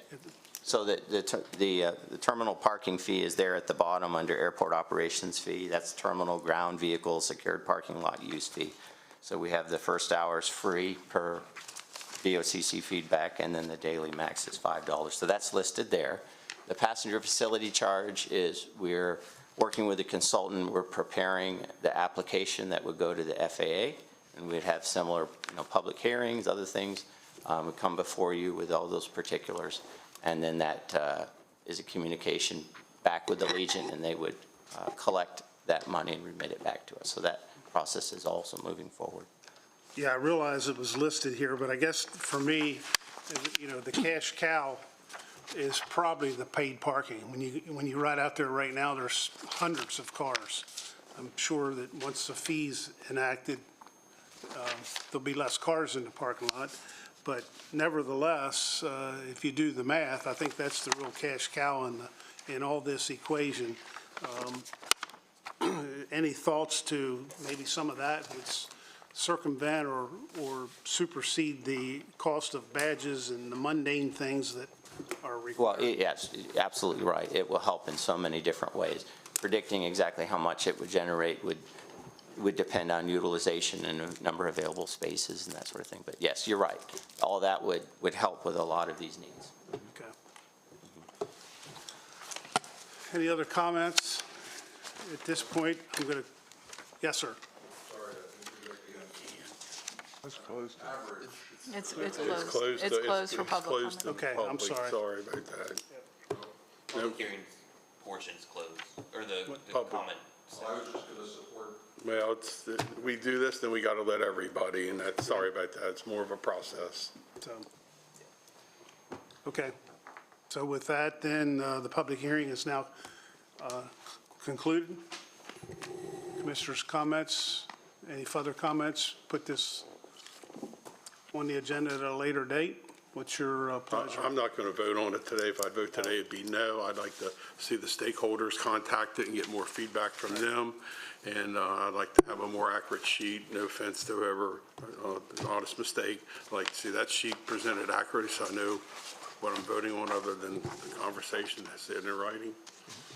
I would like to wait and bring it back till those items are corrected and stakeholders are spoken to. I agree. Consensus on bringing it back? Okay. Thank you. Thank you, Neil.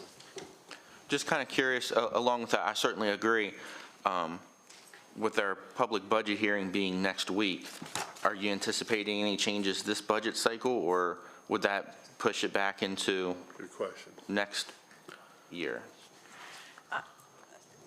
We would need to make adjustments to the budget because I believe they did include revenues that this would potentially generate. So they would need to rebalance the airport fund budget, correct? If we don't get this approved before the beginning of the fiscal year. What's the total amount of revenues? Is it $65,000 or? Yeah, a little bit less than that, Okay. 61. So we would need to rebalance the budget before the public hearing. Okay. And so if the gentleman has any other comments, he can come next week. Maybe you can share our public budget hearing. Correct. Time and date and location again. Our public hearing for our budget, for fiscal year '25 budget, is May the 15th at the Public Safety Training Center, which is out on the Sharpsburg Pike, and it starts at 6 p.m. You're welcome. Thank you. Okay, thank you. Next item is the public hearing, modification of water and sewer rates for FY 2025. This staff makes their way. The purpose of this hearing is to hear public testimony concerning the matter. The procedure is as follows.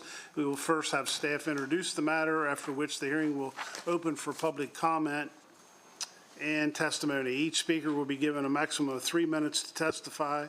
After everyone who wishes to speak has done so, the hearing will close. The commissioners may then discuss the issue and provide direction to staff concerning budget adjustments as a result of the proposed service rates. The budget will be the subject of a public hearing on a later date. Mark Bradshaw, the Environmental Management Director, will now introduce the matter. Good morning, Mark. Good morning, Commissioners. The water and sewer revenue requirements show that an increase in the water and sewer rates is necessary to facilitate the Department of Water Quality's long-term financial plan. The present rate schedule provides rates for the next 3 years. Having set rates for multiple years will provide a clear direction for the budget in those years, as well as letting ratepayers know what to expect. On average, the sewer rate will increase by 4.5%, and the water increase will be 5.5%.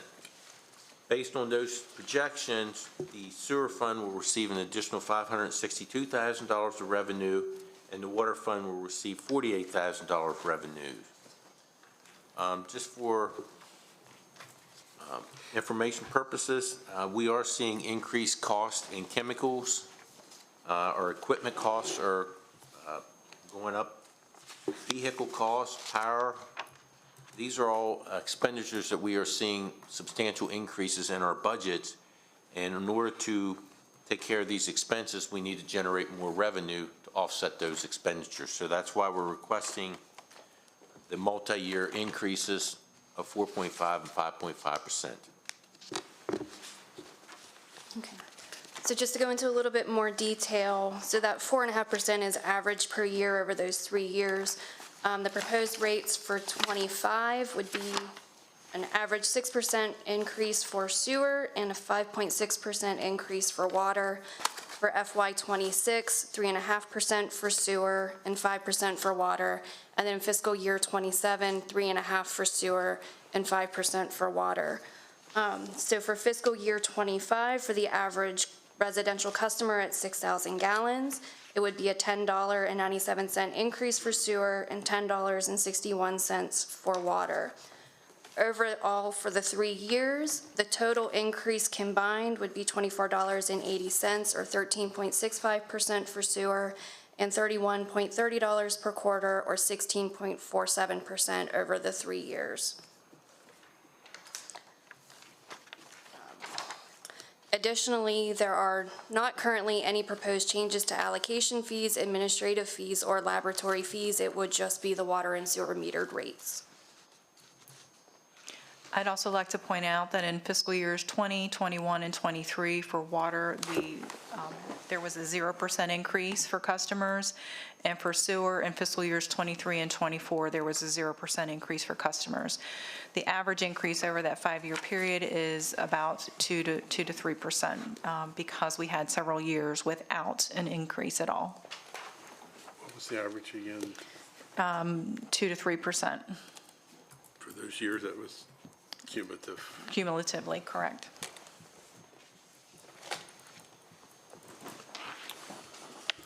Okay, any other comments? We will now open the hearing for public comment. Anyone wishing to comment from the first row, please come forward. Give us your name and address. Second row. Anybody? Anyone? Okay, no public comment this morning.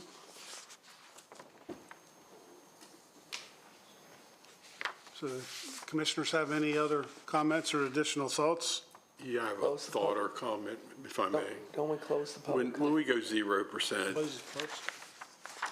The public comment. Now's the time for questions from the commissioners, Okay. if they have anything yeah, to mark. I'm just following the sheet Okay. that we've been directed to abide by. Thank you very much. As former town councilman, we had to raise water and sewer rates. Water and sewer, they're an enterprise fund. Question number one, explains an enterprise fund, why it's supposed to pay for itself.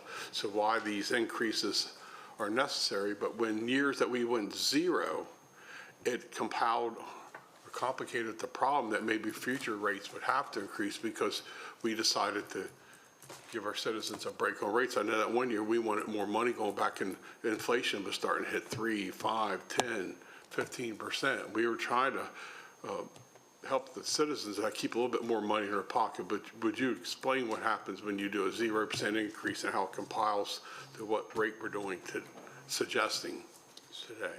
Well, in years that we don't raise the rates and we don't generate enough revenue, we're drawing down from the fund balance, and then you get into trouble with not having the minimum requirements set by our policy, which is 25% of operating expense. So during those years, we were drawing from fund balance. So now, to make sure that we maintain the fund balance that we need and cover the expenses that we have, this is why we need to raise the rates. Wasn't there at one point in time that we were using our general fund money to fund the water sewer? Yes, so the water fund still receives general fund support because of the number of accounts on our system. I don't know that we're going to get away from that anytime soon. The sewer fund did receive $3 million in, I believe, 2020 to help bring that fund balance back up into policy. That wouldn't be considered the best practice of accounting, would it? It could be done on occasion, but it's not recommended to do it on a regular basis? Correct, because once you start doing that, then those debt ratios start getting factored into our rating. And then is those two funds, water and sewer, are liable to replenish the general fund for that money? That's dependent on how the board wants to structure that. Any other comments, thoughts? A question I have, Kelsey, Mark, whoever wants to answer. One of the reasons for periodic increases to the rates is some environmental regulations that come down from the state means we need to invest in, rebuilding a water plant or a sewer treatment plant, or invest in that new technology, retrofit an existing plant. So that costs money, and the rate users pay for that at the end of the day.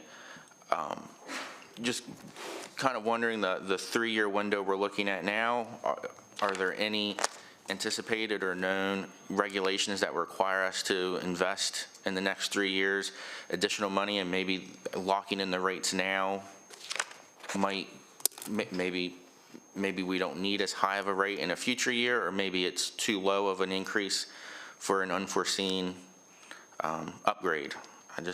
Any thoughts on that? The two major things that are out there right now with MDE is what they call the lead and copper. We are in the process of evaluating whether we have any lead service lines or lead in any of the components.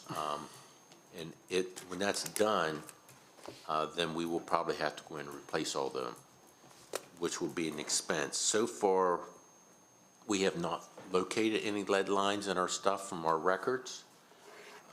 We've talked to some of the plumbers, old plumbers, and none of them recognize any lead lines in our system, so we may get away with minimal expense on that one. But the next big one is what they call PFAS. Those are what they call forever chemicals. They never break down. A lot of emphasis is being spent on PFAS, particularly in drinking water. More than likely, there will be some mandated PFAS requirements coming out in the very near future. I don't know when that will happen, and we may have to look at additional treatment processes at that time to remove those particular chemicals. But not in the next 3 years, that we would have to prepare for that financially, or? The state's doing a lot of study right now. They're collecting a lot of data to try to build a database to see where the PFASs are, what limits are acceptable, what limits are not acceptable. So they're still in the study stage. The way the state moves, 3 years, you're probably looking more like a 3 to 5 year window for the implementation of anything once they get all their findings done. So I say we probably have a minimum of 3 before it would come out. Okay. And I'll just add an additional comment. We will still run the rate model with the budget processes in those years, and if we're seeing that the model is really deviating from these pre-approved rates, then we would go back through the public hearing process and propose different rates. This would just be the baseline that would already be approved, that wouldn't require going through another public hearing process to implement. So these aren't locked in? They're locked until they change by vote, but if while we're doing the budget process, we see that they need adjusted differently, then we will bring them back. Okay. And it could change in both directions, potentially? Potentially. If there's an opportunity to lower the rate? Yes. Okay. Okay. Any other comments? Hearing none, I'll declare that the public hearing is now concluded. Commissioners, final comments, motions? Thoughts? You need a motion or consensus to move the public hearing or to approve, would it be to approve? So you have the opportunity to either approve the rates today, or you can approve them on the same day that we adopt the budget. What's your pleasure? Historically, we approve when we adopt the budget, is that correct? Yeah, historically, all of the rate increases in budget were all approved in the same day. Because the public budget hearing could be another opportunity for someone to speak. Correct. That's correct. I would prefer that. Let's, I see nodding of the heads. Yeah. Consensus to approve it simultaneously with the budget. Thank you. Okay, thank you. Thank you.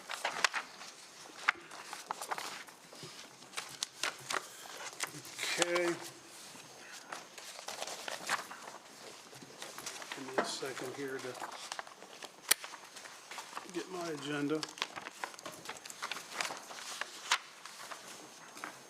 Next item is a public hearing, application for zoning text amendment, RZ 24-001.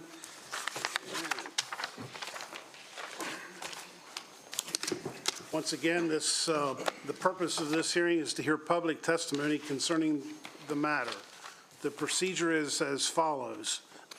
We will first have staff introduce the matter, after which the hearing will be open for public comment and testimony. Each speaker will be given a maximum of 3 minutes to testify. After everyone who wishes to speak has done so, the hearing will close. Jill Baker, the Planning and Zoning Director, will now introduce the matter. Good morning, Jill. Good morning. Thank you, Commissioner. Again, Jill Baker, Director of the Department of Planning and Zoning. We are here today to take public comment on a proposed amendment to the county zoning ordinance, specifically to section 23.4A. That section refers to exemptions that are permitted for height limitations based upon specific uses. Within the staff report that's been submitted and included within the agenda packet, you can see in that section the different types of uses that would be exempt from height limitations, and they really have to do with accessory type uses for farms and structures that have no occupancy. So things like belfries, steeples, spires, other things that deal with the commercial entities like smokestacks, fire towers, any kind of ventilating fans or air conditioning units on top of buildings, those kind of things. What has happened recently that brought this to our attention was a potential applicant who was seeking to use this exemption for a high-density warehouse. While this was what brought it to our attention, we talked about it some more and felt like that with the Planning Commission, I should say, we talked about this a little more and felt that having that clause in the ordinance put us in a precarious situation given the proliferation of warehouses that are coming into Washington County. The reason being is that warehouses have changed since the writing of this section. Typically, the old-style warehouses were the racks and people pulling and things like that. Anymore, you have automated warehouses. And although we don't have a definition of a high-density warehouse in our zoning ordinance, we defer to dictionary definitions. While there's no specific dictionary that lists this, when you go into the industry standards, effectively what the industry standards say is that a high-density warehouse is defined as being either automated or you're efficiently stacking your materials in a way where you're reducing aisles and pathways and maximizing the floor space that you have. By that definition, pretty much every warehouse that comes into Washington County would meet that definition. The zoning districts in which warehouses are and distribution facilities are currently permitted have a maximum height limitation of 75 feet. On average, when you look at the warehouses that have come in here, we're looking at an average of about 40, 45 feet, so 4 stories is what we've been looking at. So 75 feet, to kind of give you a little bit of a visual, if you've driven down Robinwood Drive past the new medical school being built, I believe that's 5 or 6 stories. So it could go even taller than that. We talked to the fire and rescue services for Washington County and discovered that the highest ladder that we have reaches 100 feet. But when you take into account the angle when they're setting the ladder, it reaches about 75 feet. So we have some concerns about the safety of multiple buildings across the county exceeding those height limitations. So after discussion, the Planning Commission has made the recommendation that's before you today to strike that phrase from the exemption section for height limitations, to strike the phrase high-density warehousing. We would leave in place the water tanks, barns, windmills, and silos that are accessory uses to a farm, and the other things that I had mentioned previously. Again, the reasoning behind that has to do with the proliferation of warehouses coming into the county, and maintaining visual compatibility with other uses, as well as handling the emergency services side of things. I have nothing further to add. Again, I would just respectfully include the staff report for the record, and let you know that the Planning Commission has unanimously recommended this amendment. And that's all I have, sir. Okay. We will now open the hearing for public comment. Anyone wishing to comment, please come forward, give us your name and address.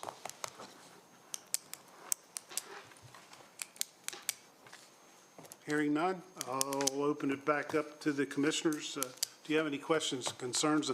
I do, and maybe this is part of the exemptions, but I think of 2 entities in our community, Purina and Blue Seal Feeds, I think it is. Does that have any play on this as far as height, or they were granted special permission? I think they were granted special permission because of the manufacturing process. When we talk about silos, we are talking specifically about farming silos, right? Not the industrial silos. So I'm pretty sure they got special permission to go above that. Joe, a couple questions. One question, really. Just so I'm clear, as it stands right now, we don't really have any kind of set height standards for warehouses? We do. In the districts where they're permitted, they cannot exceed 75 feet. Okay. So we would be lifting that restriction? No, that restriction would stay in place. The restriction that we're lifting is an exemption that allows a structure to exceed 75 feet without any public participation or modifications from the jurisdiction. Any kind of structure except a high-density warehouse? I'm trying to, it almost seems like a double negative in my mind here, what we're striking and what we're saying, and I just need help clarifying it. So what we're striking in the proposed amendment is height-density warehousing. Yeah, so. High-density warehousing, I'm sorry. Here's how it stands. So warehouses and all of the other uses within these districts are restricted to a height of 75 feet. They may not exceed that height, period. we have a section within the zoning ordinance called exemptions and modifications, okay, that provide already codified exemptions so that people don't have to keep going back to the Board of Zoning Appeals or the Planning Commission to get modifications. And they usually have to deal with things that have already been existing or are determined to be issues that should be non-issues. So for example, do you want to put a height limitation on a church steeple? You know, that kind of thing. So what this says is that the first part you read says, sorry, you have a height limitation of 75 feet. But when you go back to the exemption and modification section, it says, oh, well, we're going to give you an automatic exemption and say it's unlimited. You can go above 75 feet, no problems. Our concern is how the high-density warehouses got in there is a little confusing to all of us. But that comes from the original 1973 ordinance. That might be part of the problem. But when you look at all of the other uses that are exempted, it makes sense. They're kind of accessory types things. So, like I said, uninhabitable space, the cupolas, the domes, the monuments, things like that. Or it has to do with things like farming, where, you know, you have your windmills and your silos that sometimes they need to be taller than would normally be allowed. So the high-density warehouse is really the only occupiable structure, if that's a word, that would permit an unlimited height. So it seems very out of place within the ordinance. In addition, I don't think that's something that we had contemplated at the time of writing of this ordinance, that all warehouses would effectively go toward the high-density warehousing side of things. So I'm just using this as an example. I don't know if this, you know, is an existing project or not, but let's say a high-density warehouse that may be 120 feet in height. Their needs just require it to be that high, whatever they need to do inside. The path for them to move forward is there's no public hearing. There would be no special exception required.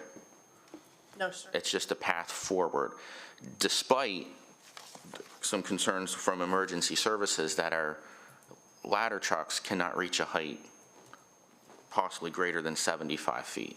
That's correct. And we're okay. The Planning Commission is okay with that? Are we saying we're okay with that? The Planning Commission saying we're not okay with that. We want to limit the height, not let it be unlimited. We want to leave the height limited to whatever district they're in. So in this particular case. High-density warehouses. Any warehouse, anything going above 75 feet. Would this be accurate? What we're saying is you want to remove the outside the growth area or where they're permitted, you want to remove the automatic exemption, allowing them to go from 75 to 100 feet, 150 feet for high-density warehouses. Does that sum it up? Yes. It was basically an antiquated language, or for lack of better words, a mistake, that in the zoning that never foresaw this, and someone figured it out and used it as a loophole to try to build a 150-foot high building.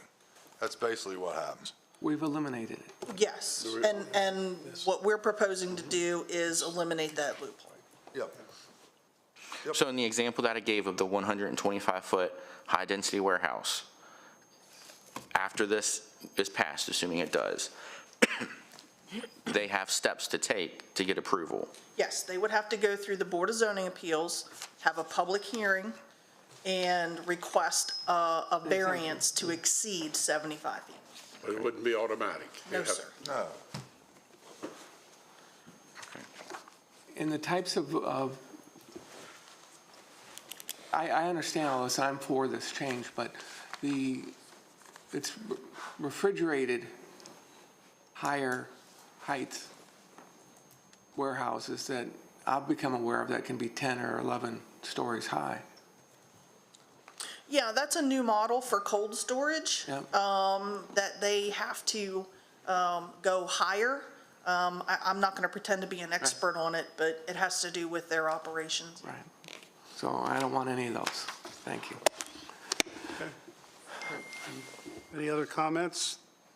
Having it explained like this, thank you, Joe. Yes. I was having trouble wrapping my mind around why we're striking out high-density warehousing, but I think you explained it well enough for me, so thank you. Thank you. I support it. I think there were two important mentions, though, that were said today, that we have a proliferation of warehouses in our county, which I totally agree with, and that sometimes the size of our buildings make it difficult for emergency services to respond. And I just think back to a couple years ago when we talked about size of warehouses. 3 million square feet is hard for, multiple volunteer fire companies to respond to an issue if one would arise there. So I'm glad we're finally moving in the direction, I hope we are, of what can our community withstand from a safety standpoint, just from an aesthetics, a historical integrity standpoint. So there's a proliferation of warehouses in the county, it was said today. Thank you. At this point, no other comments. The public hearing is now concluded. And Commissioners, what's your pleasure? I'm ready to vote on removing that. Yeah, motion to approve. Second. Do we have a motion and second to approve as submitted? All in favor by saying aye. Aye.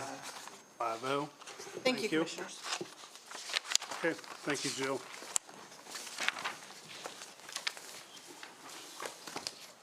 Next item is public hearing, FY25 Community Development Block Grant Application.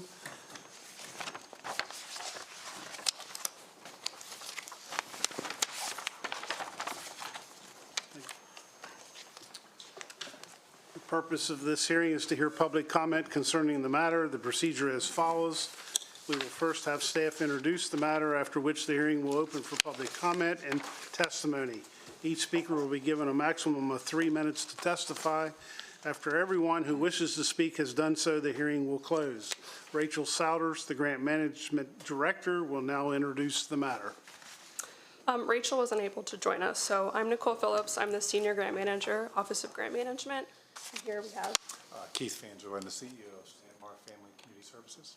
I'm Jerica Washington, Deputy Executive Director of Sanmar Family Community Services. Yes, and we are here today for a motion to approve a resolution of support authorizing the submission of the county's application for the FY25 Community Development Block Grant funding for Sanmar Family and Community Services, requesting $800,000 and to accept funding as awarded. In accordance with 24 CFR 570.486 A5, Washington County must provide a public hearing for the purpose of obtaining citizens' views before submission of an application to the Community Development Block Grant Program. The CDBG is a federal-funded program designed to assist units of local governments with activities directed towards neighborhood revitalization, housing opportunities, economic development, and improved public facilities and services. If approved today, the county will submit an application requesting $800,000, and if funding is awarded, the county will enter into a subrecipient agreement with Sanmar Family and Community Services. Sanmar will use the funding towards their apartment building renovation to create full-service housing for transition-age youth. The grant application will be available for public review starting on May 30th, 2024 until June 5th, 2024 at the Washington County Office of Grant Management located at 100 West Washington Street, Suite 1601. And with that, I will turn it over to Keith and Jerica to provide some more information about the project. Thanks, Nicole, and thanks to the commissioners for having us today. 140-year history in our community with Sanmar, and it's been a long journey for our organization away from traditional orphanage care and group home care and treatment foster care. So Sanmar today is doing outpatient mental health, treatment foster care, and community services, and this grant application is really about renovating and modernizing our campus. We have facilities that are underutilized, and the idea is to position them to address a critical community need. So we've spent a long time, over several years, thinking through how to best position the Boonesboro campus to target social problems. We explored a variety of options, but this issue of housing, especially for younger adults, kept coming to us. And ultimately, we really came down to this determination with community partners that we have buildings that are underutilized. Why don't we reposition those buildings for those young people to prevent them from being homeless, to give them that safety net, the same way you may have a safety net as a child that graduates high school and moves on to college, or your relatives have access to a college dorm type of experience, right? So the partnership with Washington County on CDBG here, as well as a variety of other stakeholders, the general idea here is to redesign the old brick building that's on our campus, which is currently known as the Finley Building, and we will design 15 apartments, essentially that they will be apartment-style rooms with some common areas, but these will be for youth ages 18 to 24. We'll initially start with a population of young women with the idea that they'll have a couple years to be able to have this journey of moving out of systems of care towards permanent housing in the community. That's the general idea of the initiative that we have today. So if Jerica maybe wants to fill in some blanks about the programming itself, about what will be operating there, that's great. Yeah. So once the apartments are opened and programming begins, we're kind of looking at a middle part, not just housing, but also supportive services. So if you think of a hotel, having a concierge person there, also similar to a college campus where you have an RA, someone there that's there for 24/7 support of these young women, but also having a case manager there to help them with their goals and connecting to resources that we have in our community. And then also having someone there for life skills, those skills that they may not have learned or may need refreshing of, so that then when they are ready to go into the community, they have those skills and can maintain on their own independently in the community. So housing, but also that additional support for each and every woman. Okay. Thank you. This time we will open up the hearing for public comment. Anyone wishing to come forward and testify for or against this proposal? Okay, hearing none, bring it back, and do the commissioners have any thoughts or comments?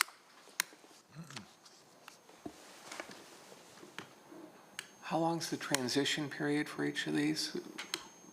You know, how, residency within those, just out of curiosity? Yeah, so this is not a destination. We Right. don't imagine that young people, this is not permanent housing. So we want this to have a flexible timeline of about 2 years. You know, I think that there are programs that are designed in other parts of the country that are more short-term, but we think 2 years is a good target, 18 to 24 months, that young people can develop the skills, savings in their bank account, preparation for moving out of the facility and having more permanent housing when they leave. There is wiggle room there. That's not something that is a firm deadline because every young person's different. Okay. Sandmore has done some great work in the community over, I didn't realize, 140 years, you say? Okay. Back in the 90s, my parents were foster parents with Sandmore, and so it's neat to see that next transition of what you're going to do in the future. I certainly support this. Just how many individuals do you think that building can serve? How many apartments do you plan to? We thought long and hard about what we call milieu management, so making sure that the facility is designed to make sure that there's an optimal environment for the young people that are there. We could have tried to jam more apartments in there, but we felt 15 offered enough spaces for amenities for those young people. And so recognizing that an 18 to 24-year-old young woman is going to be off campus going to local schools, working in the community, and then this is a place that they can return to that's a home-like environment. So 15 will be at that site. A good, safe place, yeah. Okay, thanks. Okay. Motion to approve. Well, let me close the public hearing first. You guys are, at this point, we'll close the public hearing, make it official. Now, Commissioner Wagner, make your motion. We got to do the official stuff. Motion to approve. Second. Okay, we have a motion and a second, ready to vote. All in favor by saying aye. Aye. Opposed, same sign. Thank you. 5-0. Thank you. It's the process. That's pretty good, Jeff. I mean, You're welcome. Next time, read it. I think it's the last public hearing. quite a bit till now. You're getting I tried, I looked at it for you. Maybe been 5 years, Jeff. And you're going after another 4, I can't imagine. Whoops, that's a hot mic. Okay. Next item is National Drug Court Month, May 2024.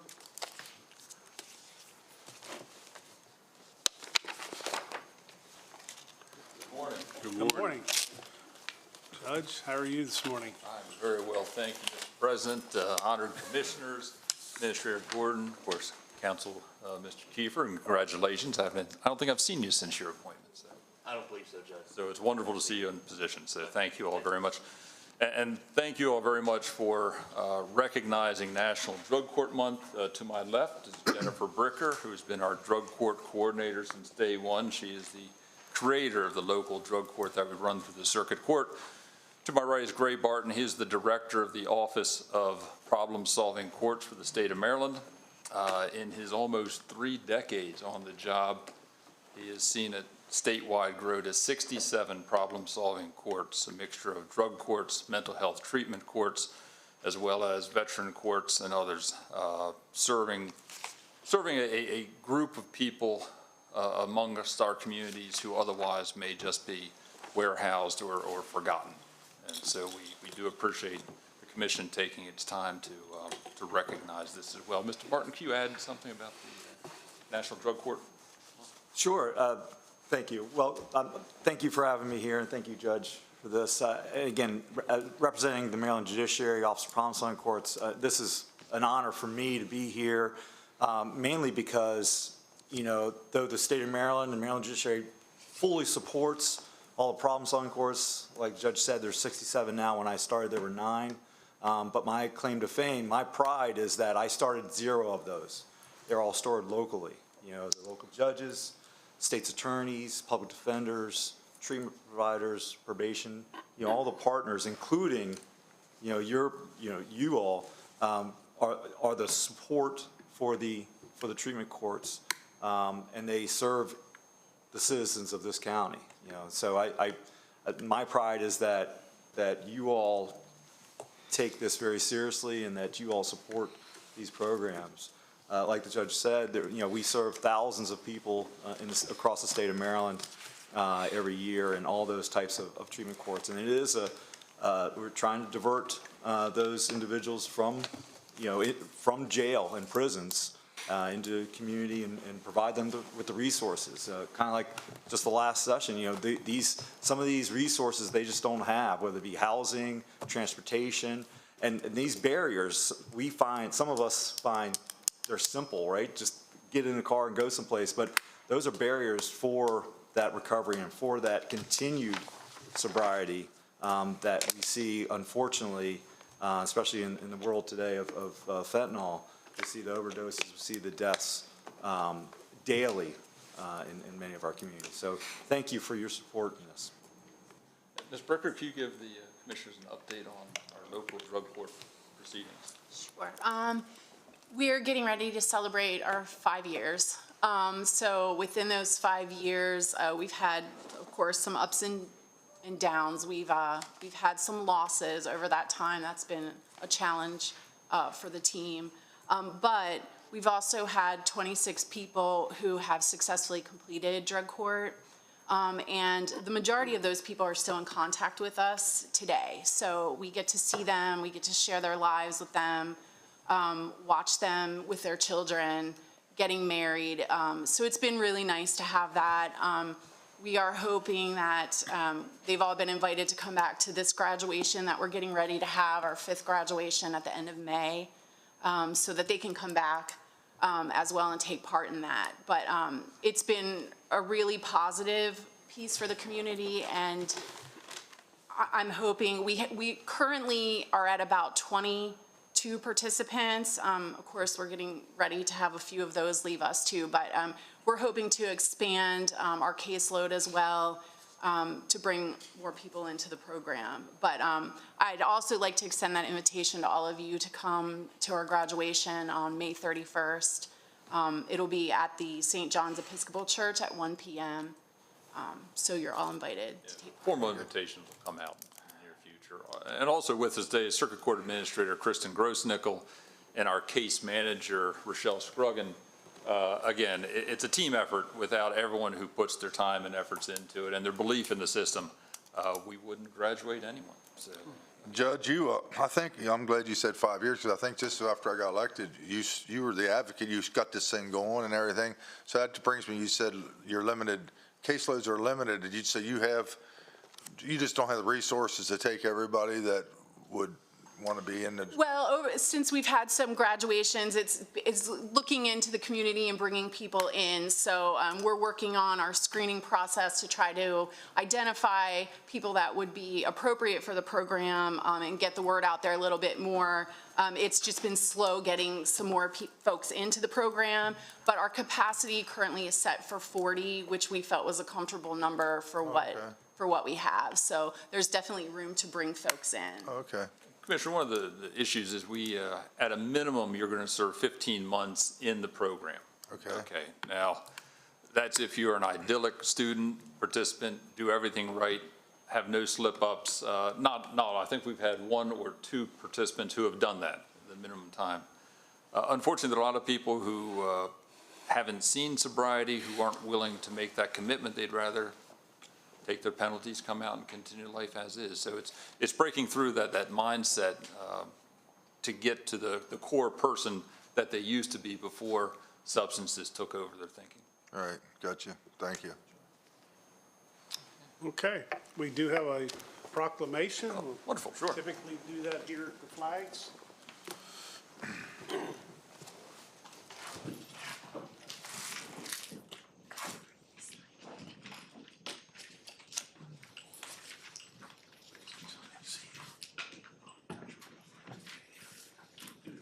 Jen, you should receive she received the plaque. She's the heart and soul of it. There you go. Okay, on behalf of my fellow commissioners, we do have a proclamation, Drug Court Month, May 2024, whereas treatment courts have been restoring lives and families for more than 3 decades, and whereas there are now nearly 4,000 treatment courts nationwide, and whereas treatment courts are the cornerstone of justice reform sweeping the nation. And again, whereas treatment courts have served more than 1.5 million individuals. And whereas there are now recognized as the most successful justice system intervention in our nation's history. And they have an average of $56,000 for every individual they serve.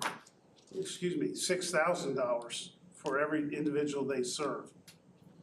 And whereas treatment courts significantly improve substance use disorder treatment outcomes, substantially reduce addiction and related crime, and do so at less expense than any other criminal justice strategy. And whereas treatment courts improve education, employment, housing, and financial stability, promote family ratification, reduce foster care placements, and increase the rate of addiction mothers deliver babies who are fully drug-free. And whereas treatment courts facilitate community-wide partnerships bringing together public safety and public health. Also, whereas treatment courts demonstrate that when one person rises out of substance use and crime, we all rise. Now therefore, we, the Board of County Commissioners of Washington County, Maryland, do hereby proclaim the month of May 2024 as the Drug Court Month in Washington County and urge all citizens to join across the United States in recognizing and participating in this special observance. Thanks. A lot of work. We'll cut that down next time. Okay, 1. You should hold this. Okay, here we go. 1, 2, 3. Thank you. We'll take one with all the commissioners. Oh. Right up front. We just go here. You correct us. Well, then the light shines on it.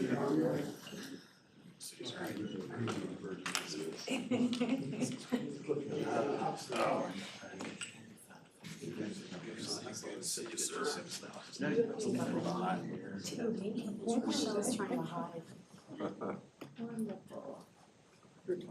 That's perfect. Okay. 1, 2, 3. Thank you very much. Thank you all. Thank you very much.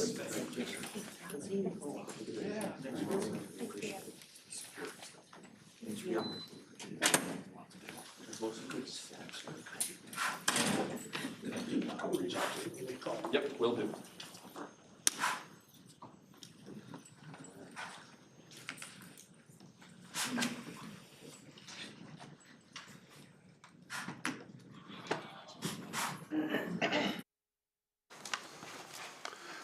Okay, next item is County Commissioners of Washington County, Public Improvement and Refunding Bonds of 2024, authorizing resolution. And welcome, Lindsay. Good to see you, as always. Good morning, nice to see you all. Mr. Kiefer, congratulations. Good to see you. Good to see you.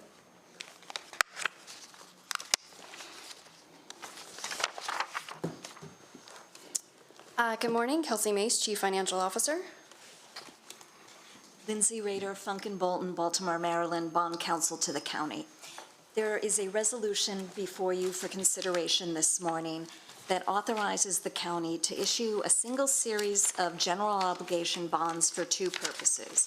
One, which we refer to as new money to finance or reimburse the costs of certain infrastructure, public safety, educational, and environmental projects, and also for the purpose of currently refunding in whole or in part the maturities of the public improvement bonds of 2013 and the public improvement bonds of 2014 that mature on and after July 1, 2025. So it would be a single series of bonds potentially for those two purposes. The maximum principal amount of the single series would be $28,555,000, with the maximum principal amount allocated to new money purposes of $13,555,000, and the maximum principal amount allocated to the refunding purposes of $15 million. The maturity would be at the most for 20 years, beginning July 1, 2025, and with the final maturity of July 1, 2024, with semi-annual interest payments and annual principal payments. The resolution is lengthy and it contains a lot of standard provisions that you've seen from last year, including providing for a bond registrar and paying agent, the registration of the bonds in book entry only form through the depository trust company, the transfer and exchange of bonds, as has been the case for many, many years. Manufacturers and Traders Trust Company will serve as the bond registrar and paying agent for the bonds. One of the most important points of the resolution is that the county pledges its full faith and credit and unlimited taxing power to payment of the bonds. Of course, to the extent there are other monies available to make debt service payments, those other monies can be applied for that purpose. The resolution provides for covenants relating to the tax-exempt status of the bonds for federal income tax purposes, authorizes the county to execute a continuing disclosure agreement, which is required by SEC Rule 15C212 for publicly offered bonds. Under that continuing disclosure agreement, the county covenants to provide certain annual and, if any of certain events occur, notices regarding those events to, there is currently a single national repository that's hosted by the Municipal Securities Rulemaking Board, which is known as the EMMA website. So the county is accustomed to making annual postings to that website and event postings when necessary. The resolution also provides for certain other service providers if we have the refunding component, and that would include a verification agent or agent or consultant, which would verify that the bond proceeds as invested in certain types of U.S. Treasury securities will be sufficient to pay off the refunded bonds on the selected redemption date.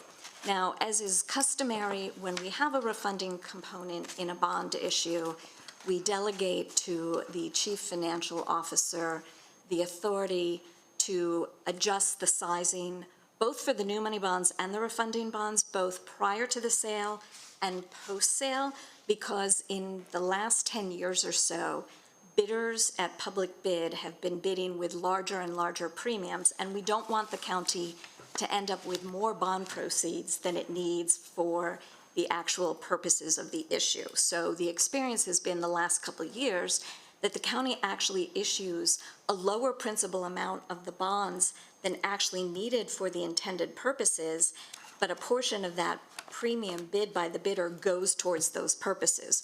The good news is when we actually issue a lower principal amount of the bonds, you actually only pay debt service on that principal amount. So it reduces your borrowing obligations to pay back.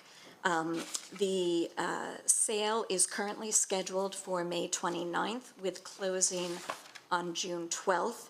And if we do end up refunding any bonds, it is likely that those bonds will be called for redemption on July 12th because we have to give 30 days notice of the redemption, and we don't typically give that notice until the bond issue closes, although we can give a conditional notice of redemption ahead of time. The reason I refer to if the refunding occurs is because, of course, the market moves from time to time, and working with the county's financial advisor, a determination will be made prior to the sale as to whether it makes sense to move forward with refunding fewer of the bonds than currently anticipated or refunding none of the bonds. And so the resolution covers all of those eventualities. And I'm happy to answer any questions. Okay. Comments, questions? So real quick, Kelsey, have we paid off, how much on our bonds have we paid off over the last year? We generally pay off about 15 to 16 million each year, And how much? annually from the general fund. And how much new borrowing is this going to include? For new borrowing, maximum 13.5 million.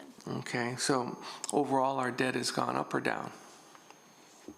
Because of how we've been sizing them the past few years, our debt service has actually gone down to where we're not issuing, like normally we do a $12 million issue and that full 12 million is obligated, but since we've been doing the sizing, we've been doing less obligated to be paid back.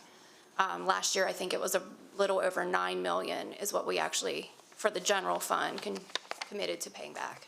Okay, thank you. Okay. Other comments?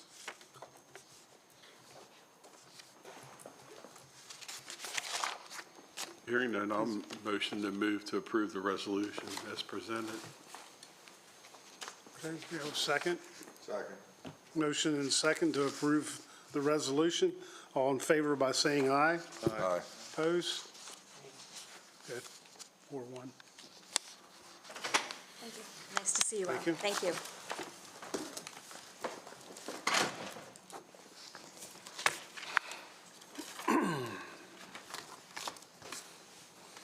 Next item is Preservation Month, May 2024. Good morning. Good morning. My name is Megan Jenkins. I'm the GIS coordinator with the Washington County Planning and Zoning Office, and I also work with the Historic District Commission, and I have with me today Greg Smith, who is our chair of the HDC.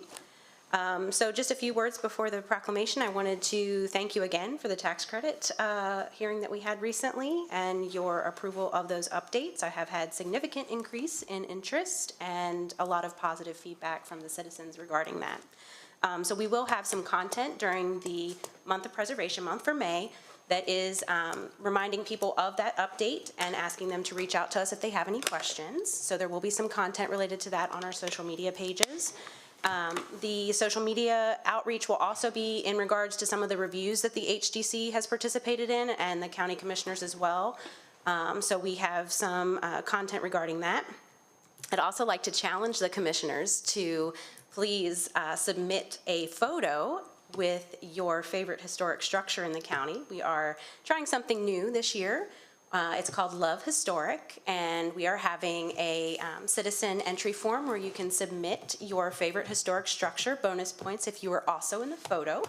But it's something to really drive home the fact that a lot of our historic buildings are privately owned and privately maintained, and they are loved very dearly by the citizens of the county. So we want to promote that and highlight some of the favorites that people have with that program. So if you have one you'd like to submit, I'd encourage you to do so.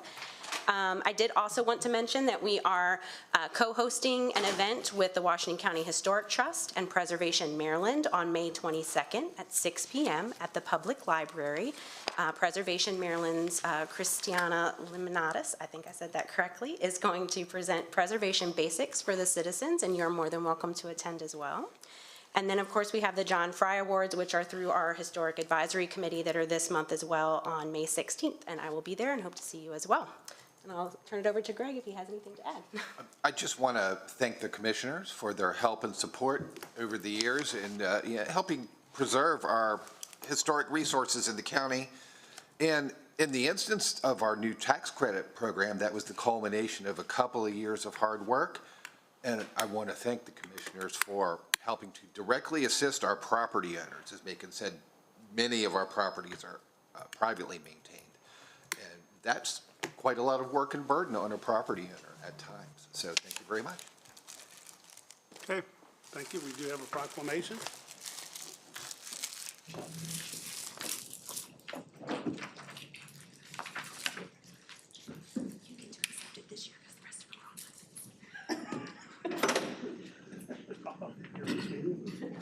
I'm going to forget all the whereases on this one. We had enough of them about 10 minutes ago. Paraphrase, we'll be all right. Absolutely. Historic preservation is an effective tool for managing growth and sustainable development, revitalizing neighborhoods, fostering local pride, and maintaining community character while embracing livability. And historic preservation is relevant for communities across the nation, both urban and rural, and for Americans of all ages, all walks of life, and all ethnic backgrounds.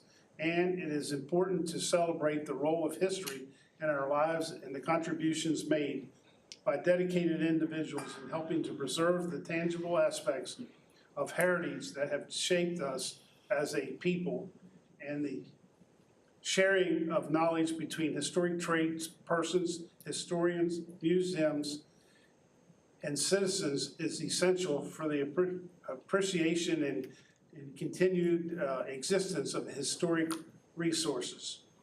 Historic preservation is supported by the Washington County Historic District Commission, Washington County Historical Advisory Committee, and many other state and local preservation efforts.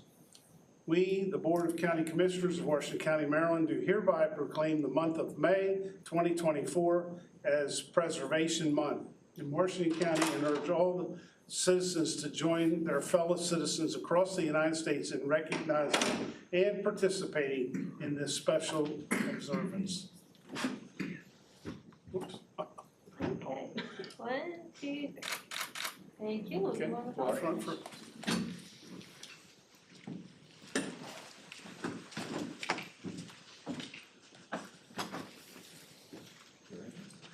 We'll try it. She'll tell us to move, don't worry.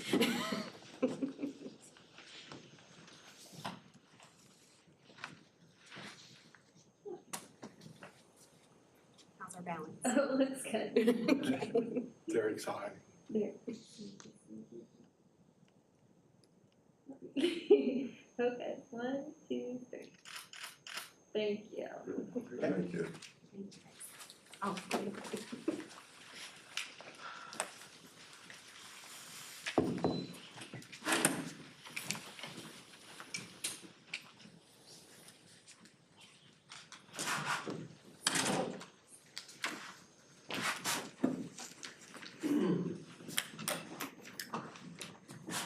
Okay, next item is Sunny Land Corporation Rural Legacy Program easement.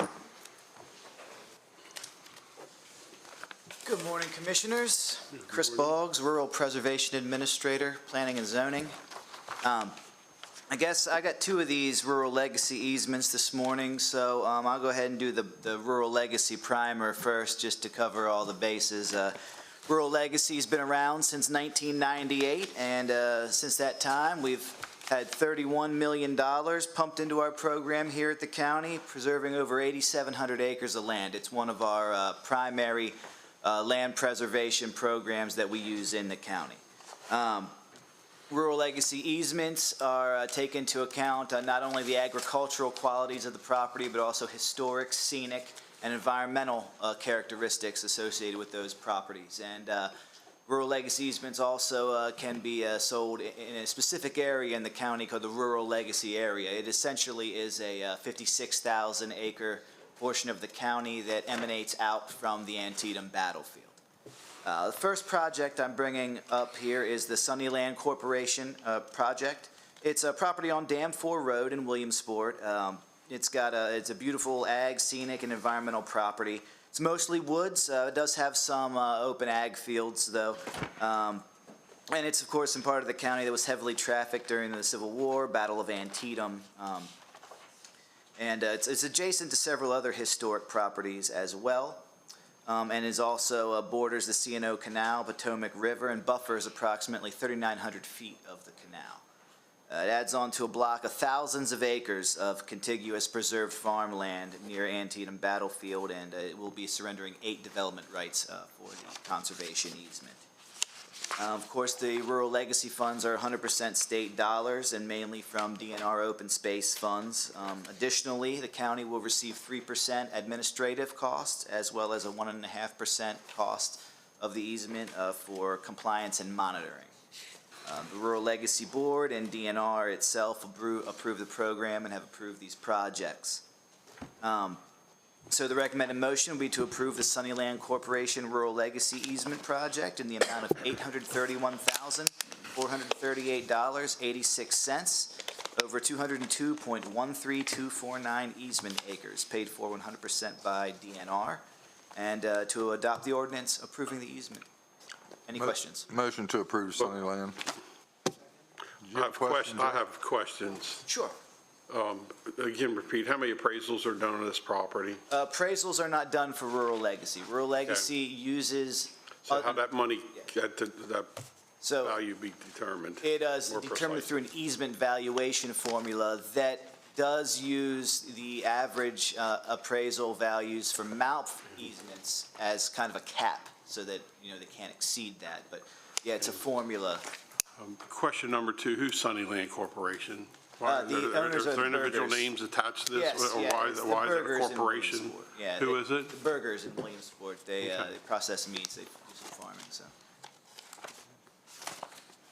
Okay, we have anything else? Chris, just a question. The map says 180 acres, but our agenda says Yes, 202. What's- the survey came back with much more acreage than we have in the GIS map. So that probably wasn't translated properly to our GIS. So 202 is the correct number? 5 digits out. 202.13249 is the acreage we're Okay. approving today. Chris, according to the map, it's not numbered. The same one that shows 180 acres. Yes. The property line does not go all the way down to the canal? It does not, no. The National Park Service owns that property that's just south of it. Okay. So that still considers bordering Yes. the canal yes. because, okay. Canal property, yes. Okay. I understand now. Okay, we have a motion. I think we had a second on the floor, ready to vote. All in favor by saying aye. Aye. Aye. Opposed, same sign. Thank you. You want to move right into the next one? Might as well. So the next project is the Gene E. Iser Revocable Living Trust Rural Legacy Easement. It's located on Natural Well Road in Williamsport and will serve to preserve an ag, historic, and scenic and environmental property in the county. It's mostly pasture land and cropland with a few wooded areas there. And of course, it sits along the historic Natural Well Road, which that whole area was Civil War stuff. The stone farmhouse and the ag buildings on the property are also listed in the Maryland Inventory of Historic Places. And there is a small tributary that runs the Potomac River that the property buffers about 1,300 linear feet of. It'll add on to the similar block of thousands of acres of contiguous preserved farmland in and around the battlefield and Williamsport, and 6 development rights will be extinguished with this easement. Any questions on this one? Any comments, questions? Motion? Motion to approve. Second. Okay, we have a motion and a second. Ready to vote? All in favor by saying aye. Aye. Opposed, same sign. Thank you. Thank you. Thank you, Chris. Next item, bid award renewal, purchase 1567, electronic recycling.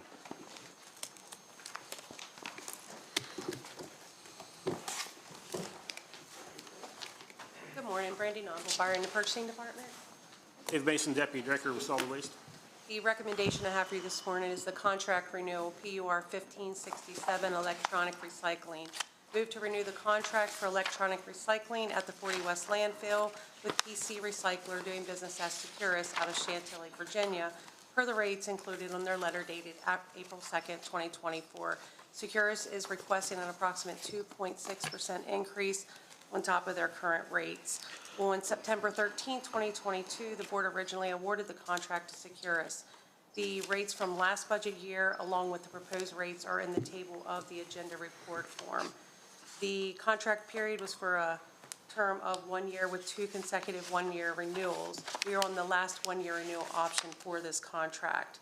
The materials recycled under this contract, but not limited to, are CTR screen televisions, computer monitors, laptops, flat screen televisions, stereos, printers, so on and so forth. Funding is available for this increase in the department's budget. Okay. Comments? Motion? Second. Okay, we have a motion and a second on the floor for approval. All in favor by saying aye. Aye. Opposed, same sign. Thank you.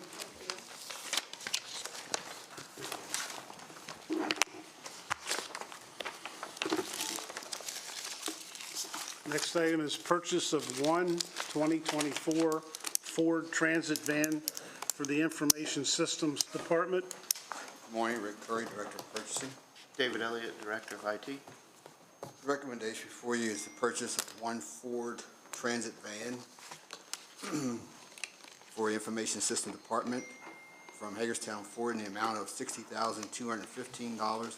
As you've known, that vehicles have been rather hard to come by. Luckily, the department was able to find this vehicle. It is available in the dealer's lot, and funds are available in the amount of $63,000 in the department's budget. Any questions?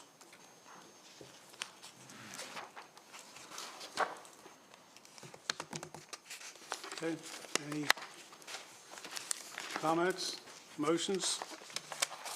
Motion to approve. Second? Second. Okay, we have a motion and a second on the floor to approve as submitted.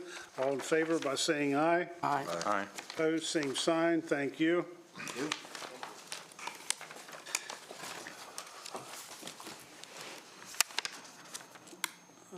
We ready for the next one? I don't see Neil. Is it? Neil, can you see if Neil's outside?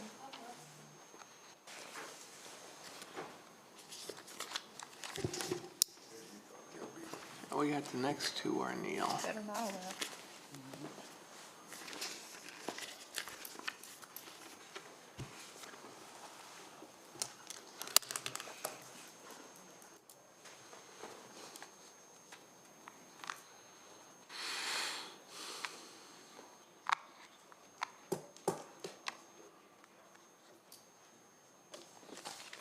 Okay, next item is Hagerstown Regional Airport, Taxiway C, object-free area design and construction and runway 02-20 design projects. Yes, sir, my apologies for the delay. So I'm looking for a motion that we could be provided with a conditional approval to submit our FAA and MAA grant applications, sign the related paperwork, and then later accept the awarded grants. And the condition is that it would be based upon total project costs being below what we have already programmed and approved in our previous county budgets. We're asking for this at this time because time is short. Because of the bill program and its scheduled dates, we need to complete the construction. We need to process the paperwork for this project and do that before September 30th, 2024. So we're all primed and ready to go with our paperwork and with our engineers, but we do need concurrence and approval from the county commissioners to move ahead. The numbers involved, the taxiway Charlie object-free area design and construction. That is 90% funded by the FAA to a total of $603,000. MAA anticipated to supply $29,891, which is 4%. And then our local airport county match would be 6% at $37,109, totaling $670,000 for that. Then the grant also includes the design portion of our crosswind runway, runway 220. That would be a total of $289,341 from the FAA, which is the 90%. And in this case, we would supply $32,150 as our local match to make up the other 10%, because MAA does not pay for design for a project like this due to their own funding limitations. So the overall project total would be $991,491. Be happy to answer any questions about the scope of this project as well.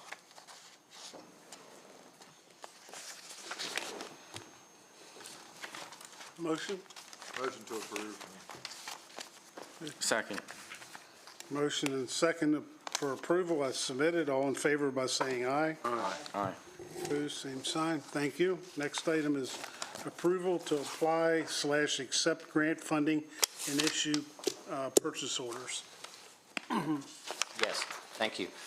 So this is related to the project that we have over in the area of the old Fairchild Fire Station. So this project would remove the old firehouse structure down to the ground. It would remove portions of the fence that are in an area the FAA has designated as an object-free area.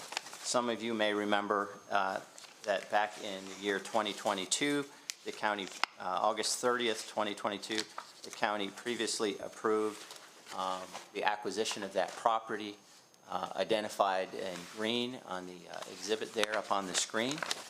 It was approximately a $1.6 million purchase at that time. So this FAA grant project will reimburse us totally for those costs, will help us to design and construct new fences. Right now we have 2 fences on the east side of runway 220.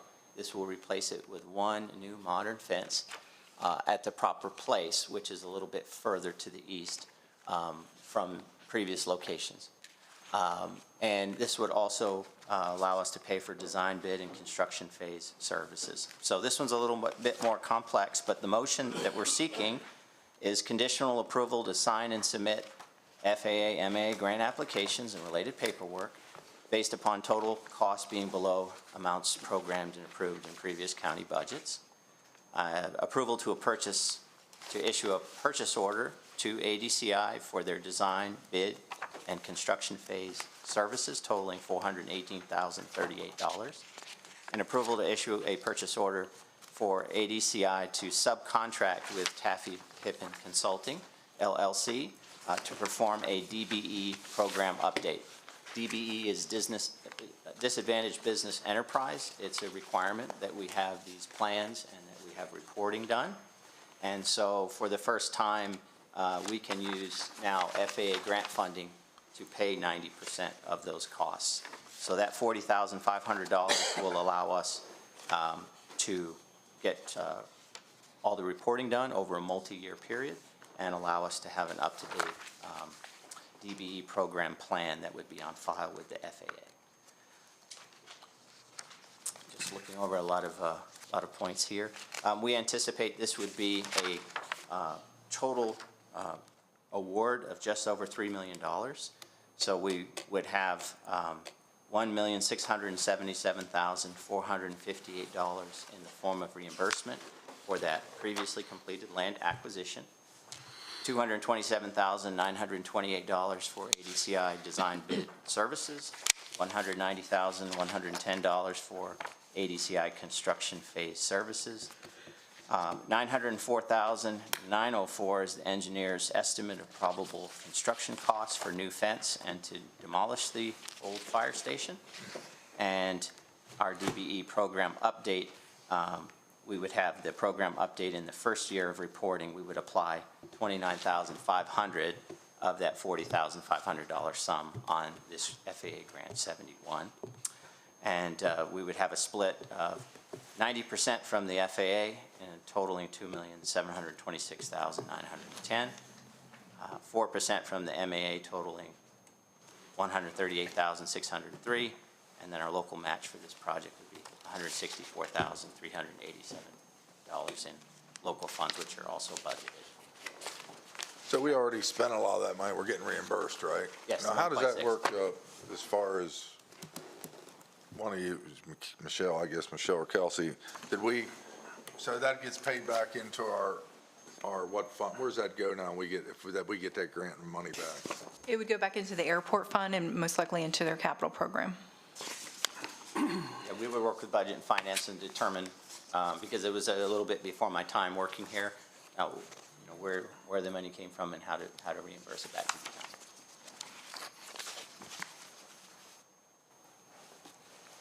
Okay, we good? Yeah, motion to approve. Second. Motion is second. If I could just ask a question, to what extent the purchasing department was involved in seeking the bids? Was that done previously? Was that done for this? I'm wondering that there's a rather lengthy letter in here and some descriptions of work being done, and has that already received purchasing approval? Did that go through legal? Well, some design work has been done already by ADCI. Yes, legal was involved in the acquisition process, that we mentioned, the $1.6 million. And we are right in the middle of working with purchasing on the bidding process. Like, for example, we anticipate by June 27th having the construction and the demolition work bids in hand. So we have the whole package ready to go, quickly apply with the FAA. So that bidding process has already taken place? Yes, it's in the works to be done by June 27th, and then we have just days to get it in by a particular window of time in July. Okay. Yeah. Okay, I think I understand. Thanks. It's a lot of moving pieces with this one, and time deadlines and things like that. Okay. Okay, I think we had a motion and a second on the floor. Is that correct? Yes. All ready to vote? All in favor by saying aye. Aye. Opposed, same sign.